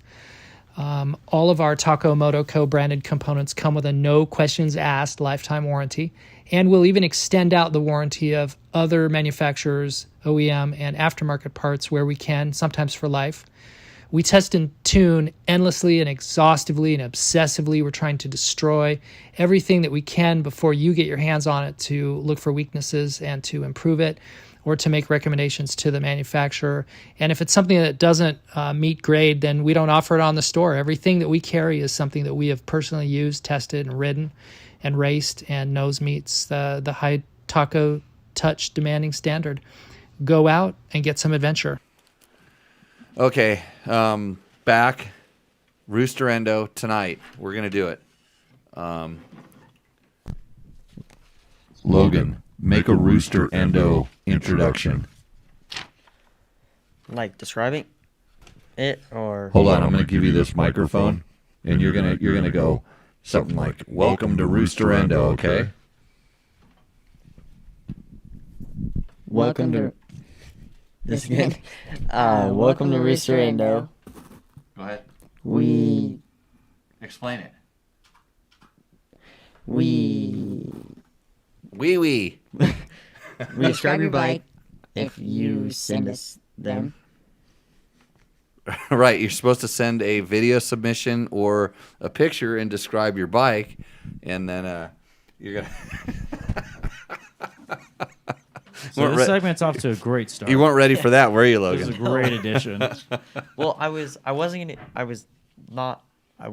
planning on it being a high pitched voice. Oh, you thought I was going to do that? Yes, You saw 'cause my you- hand reach over here. Well, you've done it before. And I was like, it's happening. Well, Okay, so this is the section where you send us a picture of your bike. Tell us what it is, and then we discuss it, and then we decide whether it roosts or endos, and it just really depends on what my mood or your mood or everybody's mood. Depends on the vibes. The vibes. It depends on the vibes. And getting back to the vibes, Dave Black is running the Mako on his 501, so my hands are fine, but it's my feet that get vibration, especially at high RPMs. The difference was noticeable when I rode Jimmy's 500. that's So what we found. Was the foot. it was through the foot pegs. Yes. I wonder if because of the composite subframe that you're not feeling it like in other parts of the bike and you notice it more in your feet. This is interesting. So, Dave, if you want to get rid of that flex, Fasst Company makes the foot pegs, the vibration dampening foot pegs. What are they called? It's on the read on the first page. Uh oh. Come on, this is your job. No. They're Impact called pegs. impact pegs. That could help you out there, or yeah, that can help you out. And RL says, I've been mounting a 180 rear tire. It's been lying with other tires on it and now is flatter than a 180 because of the weight stored on it. It won't stay sealed because the flat part stays in the troop. Any ideas? Do you mount it with a moose? Like, why don't you just pump air into it? Doesn't it pump flat? Doesn't it blow out? I don't know. Yeah. Great Rooster Endo segment so far. Well, everybody's everybody's sitting on the 5 people that got their bikes submitted. Do they know who they are? Do they know they're on the show if they submitted it? Oh, Or yeah. you I make email- it very clear that You email them back and say you're going to be on tonight's show. I make it very clear, like the number of people. Like, so if you comment on this post, you're going to be in tonight. Oh, right. So, Okay, so where's our first one, Logan? Give me the Matthew the Evans. picture. Matthew Evans. Oh, that kind of looks like the muffler that I got. Now I'm having bad feelings. It's bad vibes already. I'm seeing this nice Oh, the straight vibes. blue titanium muffler that he has, and I don't have one anymore. Yeah. 21 FE 350 BPD rad guard / rear disc guard. Baja Designs light FMF Dynojet MX Tech Lucky by 707 suspension, dirt trick sprocket, did an X-ring chain, AXP skid, fresh Cherby's plastics, and has a problem that Jimmy Lewis Off-Road Racing could fix. That would be the rider. Yes. So that was a good plug. That's good. But here I'm going to go deep on this one. Logan, his description was much like your speaking skills. Yeah. Very brief, concise, and to the point. He didn't even say skid plate. He just said skid. So rad. Rad, yeah, rad. I see really tall bar mounts on this thing also. You see the tall bar risers, Logan? Yes. It looks pretty tall up there. What else are we seeing in here? I don't like his sprocket. Seat. No, actually, his sprocket's nice, but I like DDC ones better. We're going to go down the list of sponsors. He doesn't have a seat concept seat, which we're currently in negotiations with. He has the gut seat. Thank you for reminding me. He didn't talk about that. So No flex bars, no flex pegs. no flex bars. Yeah, Or he's running the same ODI grips that I run. yeah. Those are good. I think they might be stock, but no, No, those are the Emming ones. Emig ones. Yeah. And what? It's a 350. I was going to say it looks like a 350. I like 350s. Mhm. I think it's a pretty cool bike. His garage is a shit show, though. Like, take the bike outside and shoot it in front of some nice green trees that make us want to go riding. So for that, we're pivotal on this one. Matt, you want to wait? Logan, what are you going to give it? A D for effort? An A for communication? A for communication, just like I do. I'll bet you it's a nice bike. Yeah. The bike's nice, but that garage puts that I know, window it's- for me. this and is- what's funny is that he commented 2 pictures and he said this is the better one. Oh, how The bad? first one, if I remember, it was him like it was loaded up or was near a trail. The first one I thought was the better one. Oh, but he wanted this He one. wanted that one, and that is why I selected it. Even Maybe though I he thought wants it me was to go in a deep dive into his garage. Maybe. Is there golf clubs in there? Is it? Probably. That's more expensive, ain't it? I don't know. Yeah. Yeah, I mean, it kind of looks like I have to admit the reason that pisses me off so much is because I have a garage that looks like that sometimes too. Right. So, So what happens when you have 60 bikes. oh, you know what we're gonna do? We're gonna put this one on hold. We're gonna increase the suspense level, and we'll decide at a later time. It's gonna be based on, and I'm setting the rules up because after being on a competition review board, I just like to make it clear that you can't change the rules after an event starts. Okay, Right. because if we change the rules for you, we have to change the rules for everybody. So just something that I'm very aware of, and when you ask to change the rules, so I'm going to put the rule up. The rule right now is that this Rooster Endo fate will be decided by the quality of the background of the pictures of the other bikes. That's going to be the determining factor. Your bike roosts, your background sucks, but we don't know how bad it sucks right now. I mean, we could go over all of these, but we're just working on tonight only. So I don't know. previous of this episode, the biggest catch is on your mood of how well it's going to stand. But now it's the background? And my mood. Okay. Hey, you know what? I haven't recovered from my competition review board experience, which I actually wasn't a voting member. I was just an advisor because I knew some things. Evidently, I'm an expert. I'm like an expert witness. Yeah. So. Well, the AMA is also supposed to be like a rule maker, and they seem to change it all the time for the 250 West pointing, 250 pointing out rules in Supercross. Right. Are we talking about racing? They have any races this weekend? Logan raced. No races this weekend except Logan's. Yeah. I might have a race in July, but different As kind. of right now, it's not that. He's not doing too Oh, well. I'll tell you what. Look at it. Don't even mention it. The reason that this bike, Ben Hughes. Ben Hughes, The reason that Ben Hughes took this very strategic photo position. Oh, it's more strategic. Oh. I edited it down. For Well, I know. I've got That's- one that's cut in. Yeah, it doesn't Well, look as. here's the worst part about this photo, is that you know how much printer ink that took to generate this little tiny photo. Oh, no, I cropped that in Well, before printing it. Yeah. Well, even And then- even then- before this. Yeah. See, that's the original. I can't even fit the original photo to the screen. No, it's huge. Yeah. But I'm going to tell you the ulterior motive in this. So number one, the budget of this show could have been blown on the printer ink. We had to print this out just to get it to a size that I can see with my still semi-well functioning eyes. Mm-hmm. But he seems to have parked his bike in a location where I can't get a very good view of the front disc. No, So would you suspect? it has one, 100%. Yeah, no he's- reason why, he's- but it has one.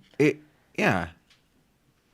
It's. I think they're. I'm pretty sure that he's hiding the front disc, and it won't be mentioned in the comments, anyways. But nice try. Okay, so keep going. Let's talk about the bike. What does he really have? It looks like a. I'm gonna go. I'm here. How you haven't even told me. I'm just gonna guess. Nope. It's a 2014 KTM 500 EXC. He's got. You're only going to be able to see one of the things he says. One of the things he says. Mm-hmm. I don't even know. What? No, go ahead. You read it off. I don't- 350 It's with a JD jetting tuner, desmogged, and acro exhaust. right. The motor is a black blob in this photo. Yes. It is a 2014 though. You were Is it right. Yes. 2014? I just guessed on the graphics because I have a couple of them, but yeah. Desmogged with a super top secret front disc rotor protector. No, he probably doesn't have it on. It's just a stock bike, but the photo is so bad. What's this guy's name? Who's That was Matthew Evans. that's Matthew? Matthew, it's looking better. the photo. You're looking better on the photo. Okay, next victim, contestant. I mean, Kicks crunch. kicks what? Kicks Crunch. That sounds like a Kick a crunch. Like a child's cereal. Yeah. child's cereal. Like Kicks is a cereal and Captain Crunch. Yeah. Okay. Paddle tire. And this is on the opposite spectrum. This one was a really small photo. Oh yeah. Yeah. Okay. Like so it's gonna be a little rough looking here for this. For the yeah, audience. it's rough in my hands too as well. So go ahead. What's the? 2020 FE 501. Does it vibrate with that paddle tire? Oh. Fuck yeah. Excuse my French. Okay. Yeah. We know what mod this bike definitely has with that paddle tire. It does not have a mud flap, probably. Good one, Matt. Yeah, it probably doesn't have a mud flap. Every sand dune's Okay, what else does he say? Thena / Get ACU. Fastway and PMB end cap. Right. He doesn't say ball buster maximum capacity gas tank. I was gonna No. say it's got the nut cruncher on there. But my other question is, Why? what do you want to say? Go ahead. What are you thinking? Why does he have the almost street 500 for the sand? Oh, Logan. I Good call. I was gonna go. Why does he have the mirror on it? Yeah. Why does he have the? Why is the mirror still on it? If he rides with the group, I can sort of see where he would want to keep an eye on people. But Have you ever tried to watch your group with the mirror, especially a stock Yeah. mirror? He needs a double take that he can fold out of the way. And by the way, if you want a discount on a double take mirror, email Jimmy@dirtbiketest.com. I'll super hook you up. But I wonder if that mirror is aimed. Not that I have any experience with this, like kind of back at yourself so you can watch yourself ride. No, it says right wrist, Jer- bro. It's just that's on the left hand side of the bike. Yeah. Though. No, but it points to the wrist. oh, so you can watch him turn in the wrist. Get the elbow in front of the grip, and it means you're wide open. You can see it right through that. Checking makeup. Victor says mirror is for checking makeup. Oh, for mirror, yeah, makeup, yeah. The middle for the 350. Oh, somebody wants us to adjust the position on the 350? That photo was horrible. This Oh no, one's the one before that. Yeah. This one, let me tell you a little bit about some photography skills here. If you're going to shoot it backlit like this, open up the aperture thing in Majiggers or the f-stop or one of those things. Open it up so that you can see the bike a little bit better. And, work on it a little bit more. He's got a flag hanging out the back. That's awesome. Flags. Where are these dunes? It's Oregon. He's in Oregon. It's the sand dunes by the ocean, I think. I'm guessing. But we don't. Okay, what's his name? Kick Kick- Crunch. Kicks Crunch. If you can come in the chat and talk about vibration a little bit with us, it's going to determine whether this bike roosts or endos. It's up for. Oh.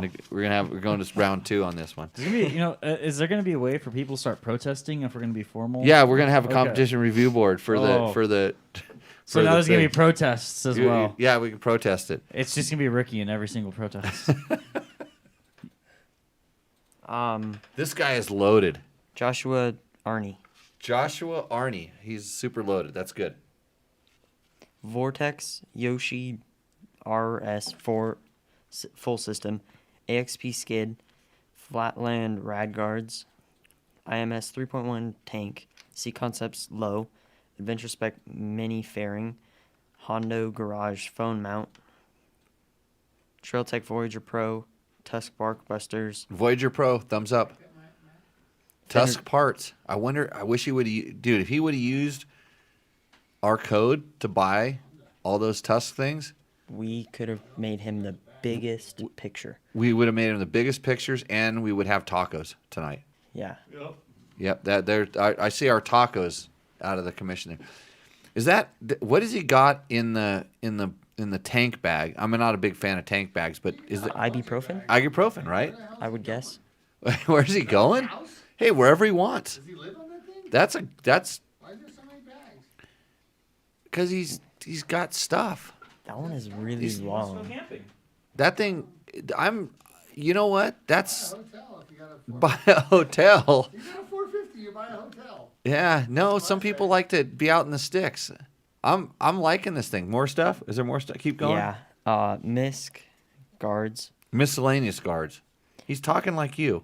but that. Did you have all your friends that don't talk that you guys sit and like? I don't really abbreviate things. I abbreviate sentences, but not really Words. Okay.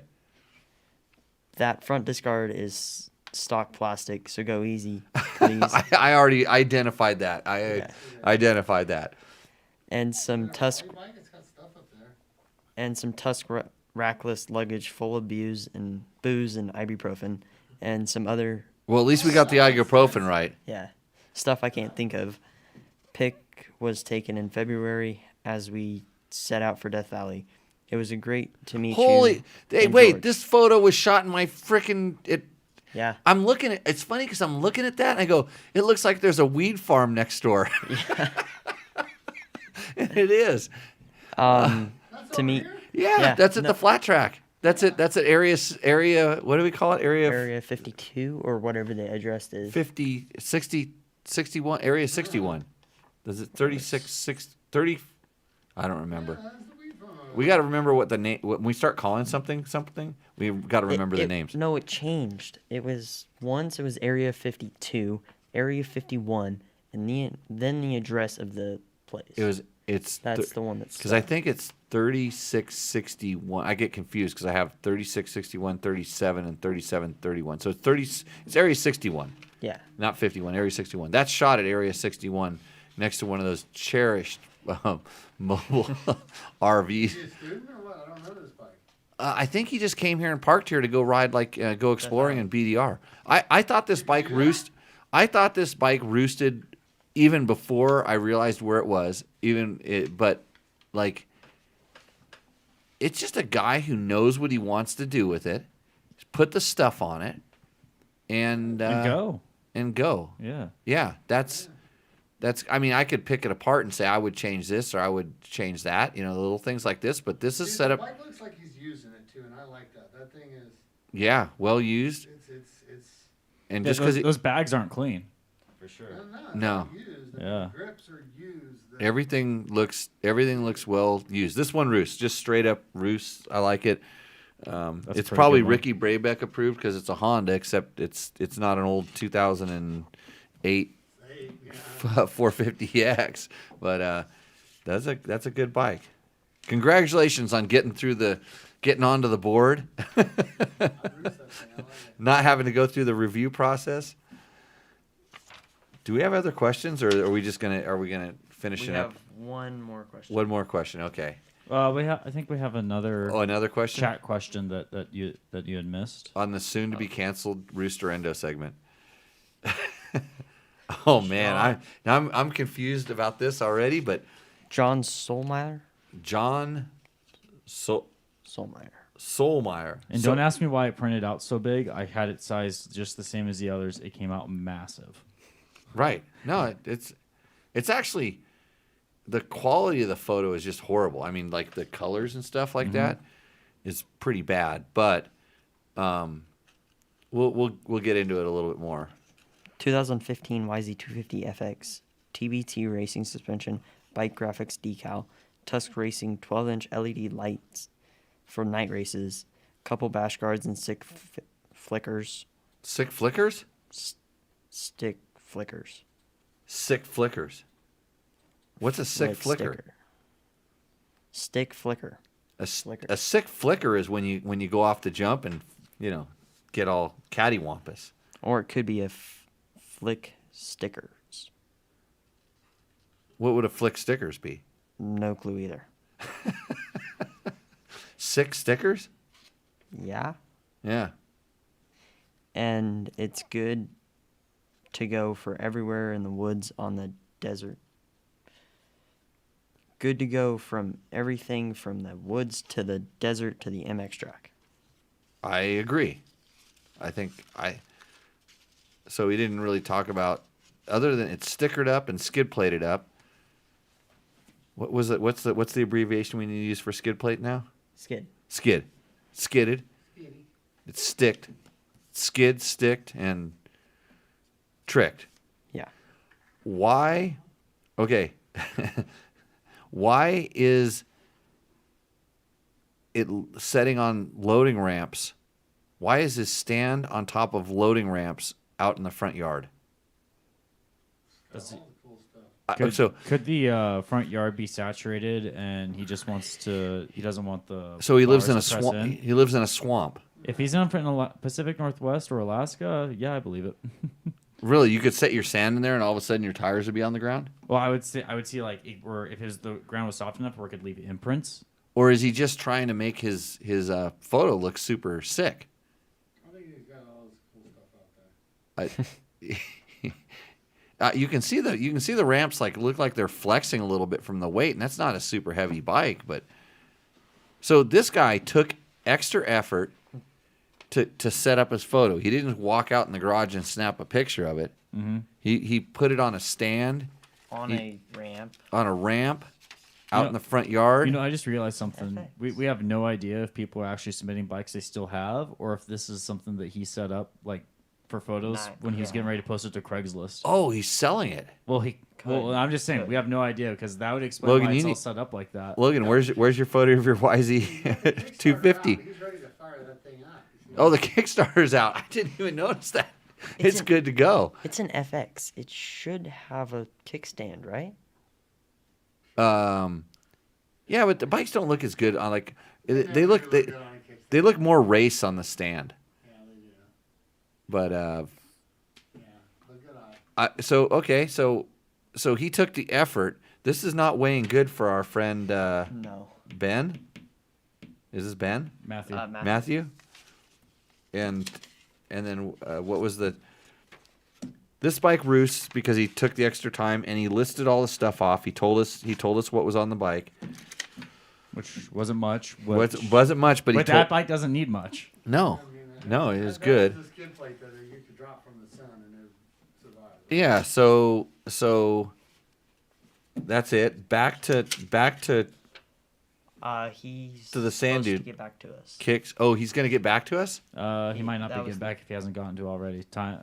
Yeah. Looking at what the time till we need to start wrapping it up, he is out of time. What, you got a hot date?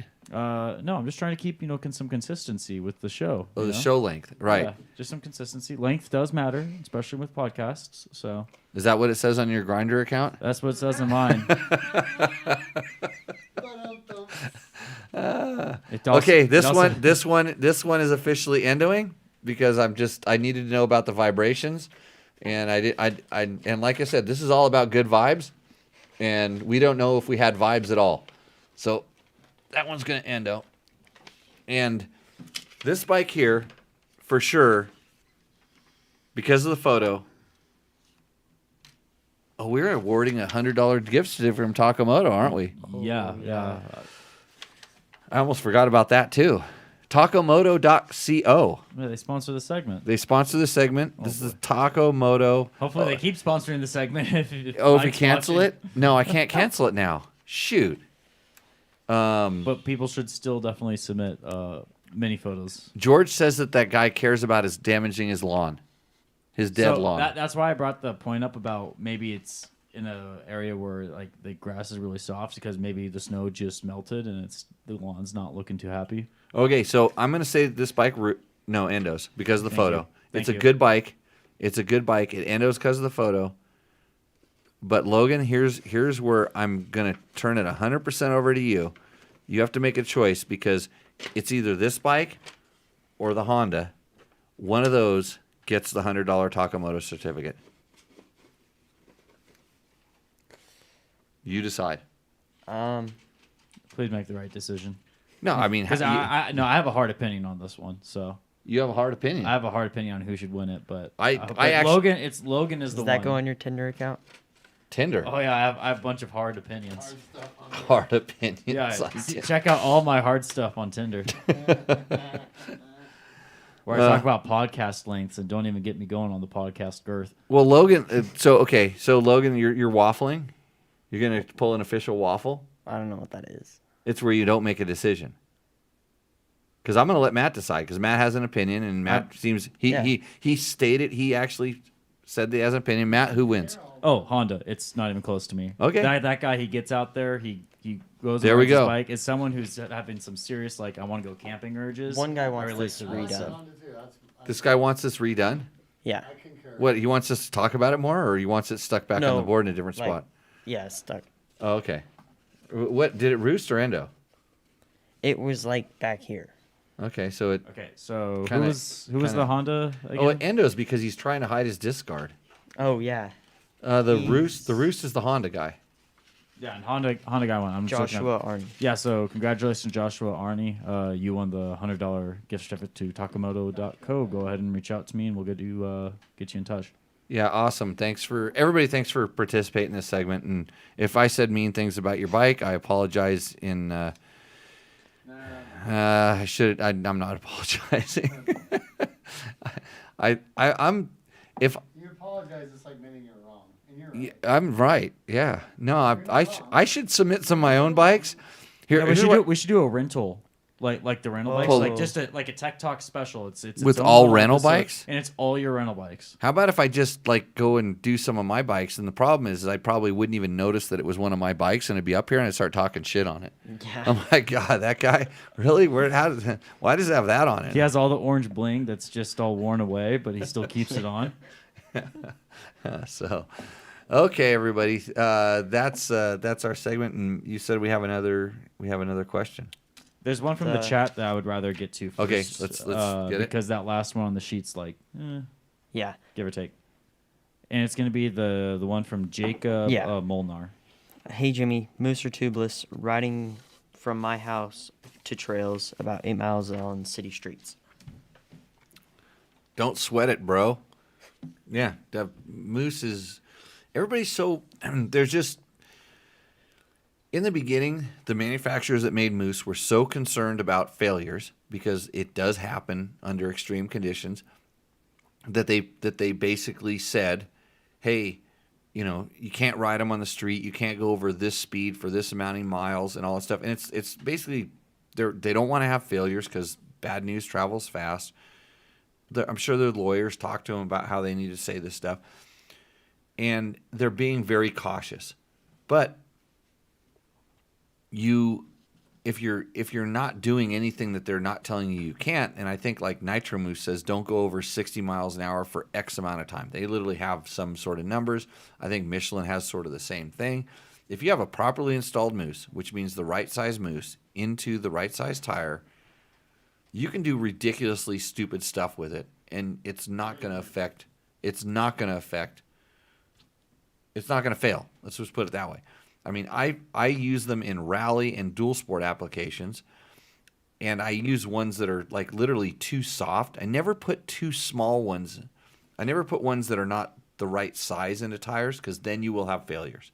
But if you put the right size moose in the tire, riding for a little while or a long while on the pavement, we did when we were doing pre-running for the Nora, I had a moose in there, and we did 60 and 70 mile stints at the pavement at 120, 130 kilometers an hour, whatever that, 60, 70 miles an hour, no problem.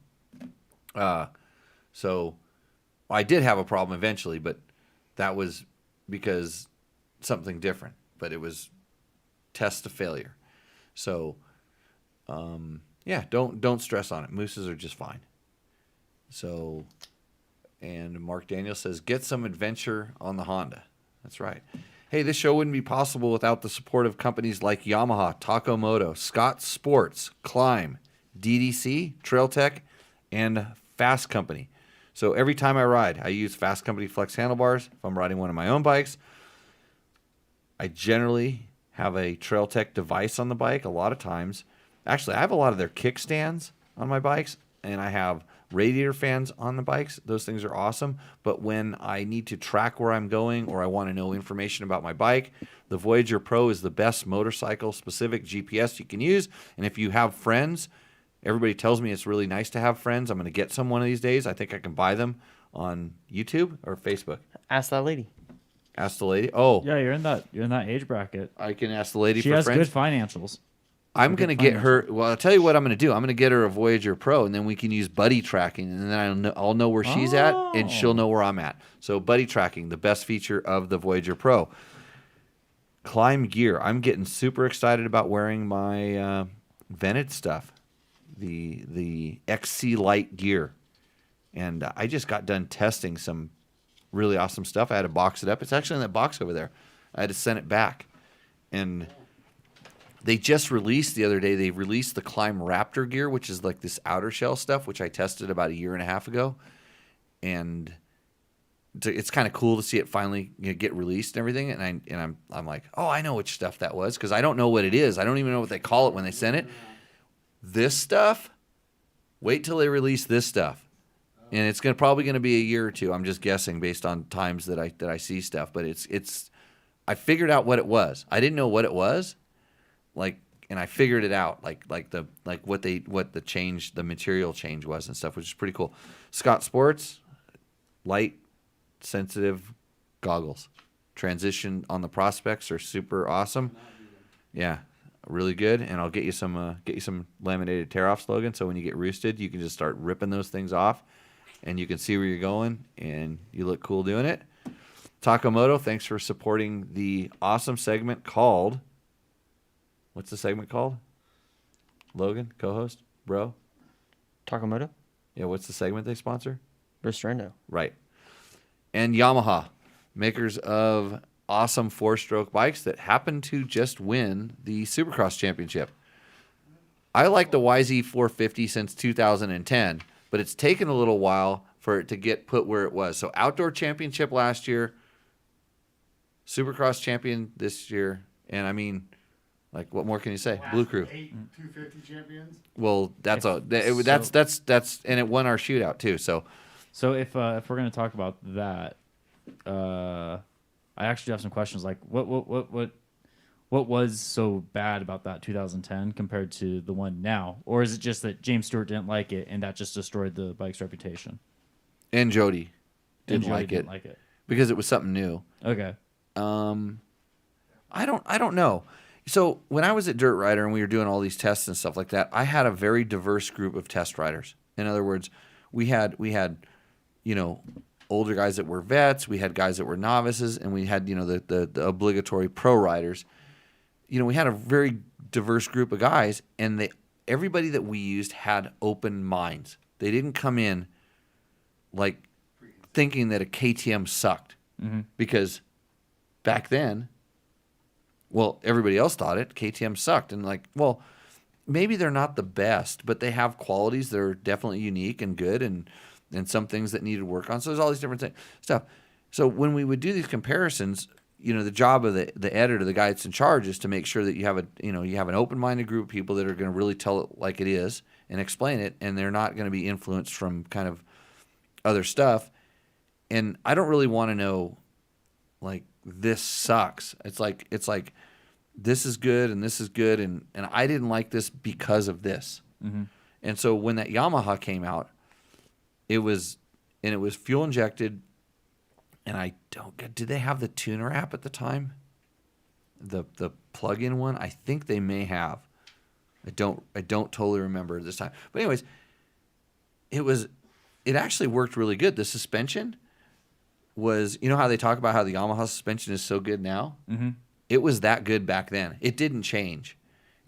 Just perception did. Perception did. It was like, well, the Yamaha suspension, well, the older chassis, this, all the other stuff.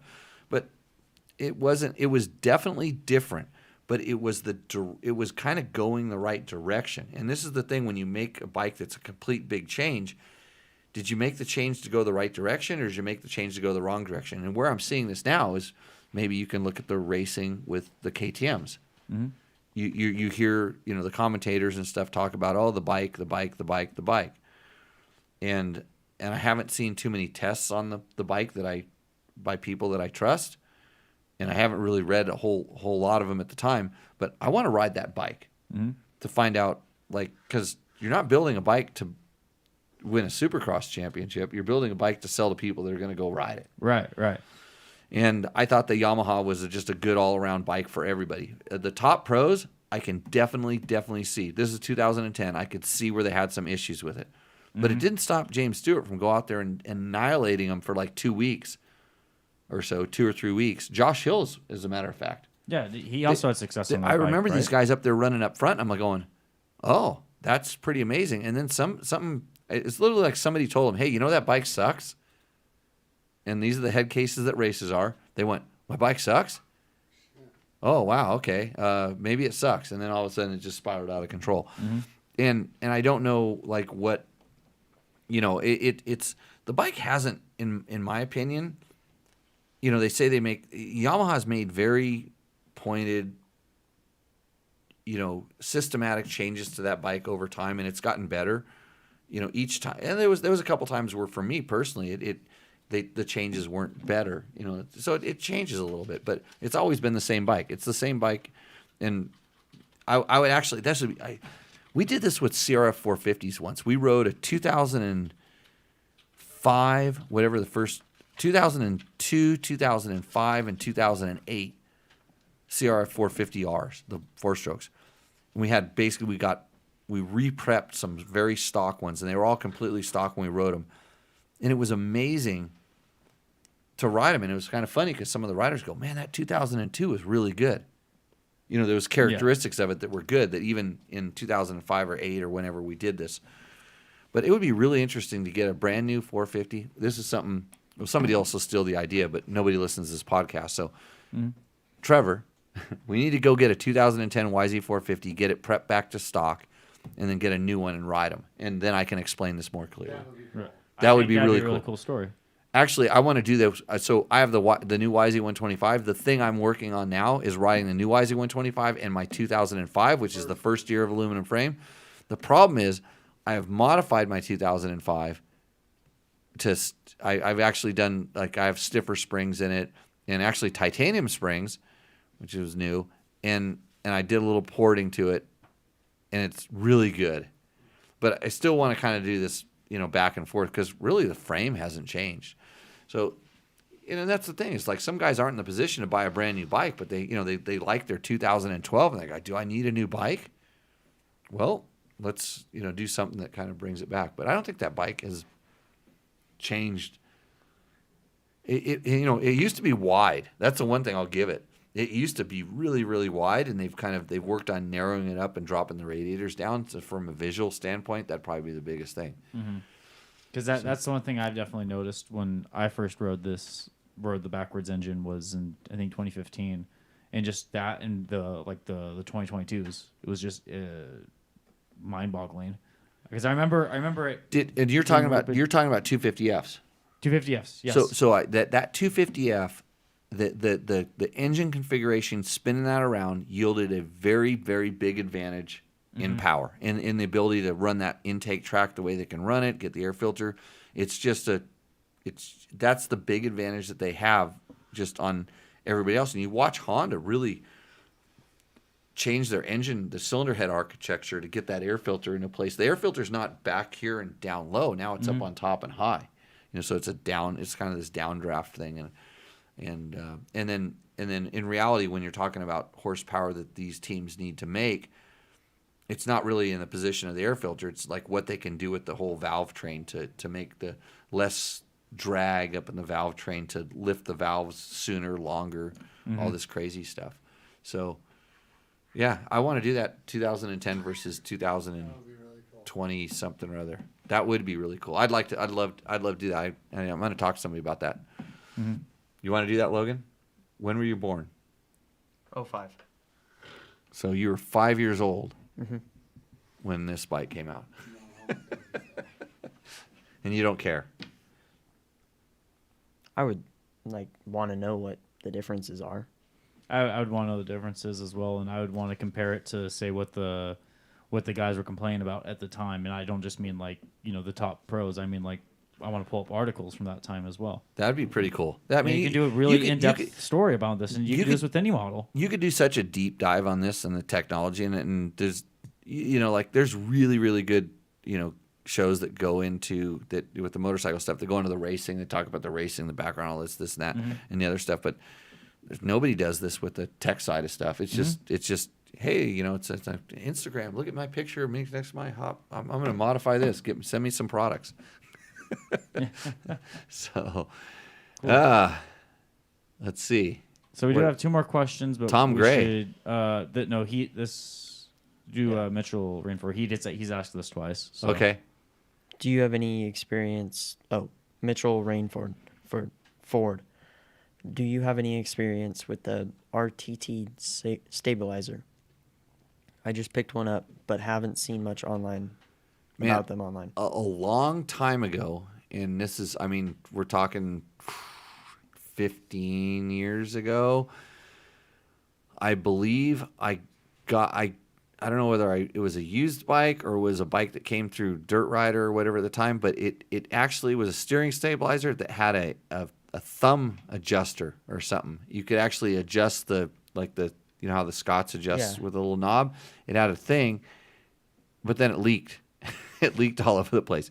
That's the experience I had. And I think it was the RTT, and I think very quickly they went away from whatever that external adjuster was, or something like that. But no, I do not. I don't have enough to even really comment on. I don't know the function of it, and I might be confusing it with a different one because it's been a while. So not enough to comment on it. Tom Gray, do you have some close course bikes? KX250F 2010 pop, not backfire or decelerate from the factory with the stock exhaust, or is there an issue I need to look into? So it's a pop but not a backfire on deceleration. So a lot of times in order to, let's see, 2010, so that's fuel injected. So a lot of times one of the tricks to get rid of compression braking is to add a little bit of fuel on deceleration. So when it's gone from a high RPM and you back it down, it actually adds a little bit of fuel, so there's not as much compression braking, which makes a very rich mixture into the exhaust. And if there's any sort of an air leak, and it's usually most common between the muffler and the header pipe, when air gets in there, it ignites and that's the explosion. or if or if your gasket at the header itself is allowing air in, it can do the same thing. So, because my experience is a lot of times when there's like lean decel and there's rich decel, and the pop is usually on the rich side, which is kind of common when a bike that has an engine characteristic, i.e. engine braking, that they try to counteract it with a little bit of fueling. So that's what I was suspected is. Try siliconing up your muffler to header pipe junction and see if it goes away. And if not, let us know. Let us know if that helps and makes it go away. But it might still do it at the tip of the muffler, at the end of the muffler as well. So it just kind of depends, because some mufflers in the Kawasaki, actually now it's getting me thinking. Kawasaki has a really interesting baffling system inside of the muffler, because they are the loudest bikes on the track, but they sound test very quiet, which is strange. And I think it has to do with some baffling. And at that point, you think about a rich charge or some unburnt fuel gets in that muffler, and then it gets exposed to air. It explodes. So that could be that too. And I remember there was a time at the track when we would hear a lot of guys riding around, and there would just be these pops for no reason. And it was a time period when that was a big thing, and I don't remember exactly which bikes or why, but I remember this. So, yeah. Cool. That's it. That's about all I've heard about them too. He's talking about the steering stabilizer. Yeah. So, I wish I could help more. I had one. I don't, like I said, it leaked, and I couldn't tell you much more about it because I couldn't actually test it. So, are you good, Logan? Yeah. Are you still in school? Yes. When do you get out? Week from tomorrow. Week from tomorrow. I got a door project for you. Can you put that on the day after you get out of school? Come over and Thursday. Got it. Get some work done here. Are you launching a new podcast with Matt? The one where you guys like do your own thing. It's called Tech Talk Taco Wednesday, and you steal all of my viewers, and you don't come in on Tuesday, and then all of a sudden I'm just sitting here like twiddling my thumbs. Then you'll have to go drink at Romero's. Ooh, yeah. Well, Tech Talk Tuesday may be canceled, and whenever these guys launch. Coming soon now. So, Going to an RSS feed near you. Yeah, hey, thank you everybody for joining in. I want to thank our sponsors again: Yamaha, Taco Moto, Scott Sports, Climb. I'm wearing a Climb t-shirt right now. Me too. You're wearing a Climb t-shirt right now. It's because they make awesome gear, and we like supporting companies that support the sport. And when it's getting hot, check out their XC gear. DDC makes awesome sprockets. Unlike you, Logan, I haven't had any chain or sprocket failures for a long time, and I'm probably jinxing myself by saying that. But I had 200 hours on my chain and sprocket on my stock KTM one. Right. Imagine how many you'd get with your DDC. I just Probably rode the infinity. entire peninsula of Baja with my DDC sprocket. And if you have a good sprocket, you have less chain problems. Think about that next time you make your chain and sprocket purchase. DDC sells whole kits. You can get a kit from DDC. It's all good. Trail Tech, Fasst Company. Click through our links on the website. Go to the Amazon links, or especially the Rocky Mountain MC. So if you're going to buy that new Lex pipe, click through the link on the test. And I'm going to do an update on that pretty soon after I ride it a little bit more to let you know exactly how it works. And I'm going to update the Amazon pipe on the CRF 230. How did that thing work today? Pretty good. That chick was roosting. Yeah. On that Amazon pipe CRF 230. Absolutely roosting. And which don't let me forget, after the show, I got to tell you something I found on that bike. Oh, you know, Nate, that's Nate's bike. Oh, yeah, I know. I'm fully aware. Was the thing you found spray painted black? In a way, but it wasn't spray paint.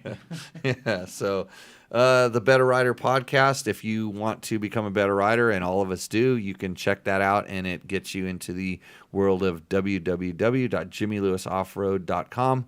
We don't have any school scheduled right now. I'm going to go on tour during the summer, but Paul up at Cispus Cycles will announce his schedule soon.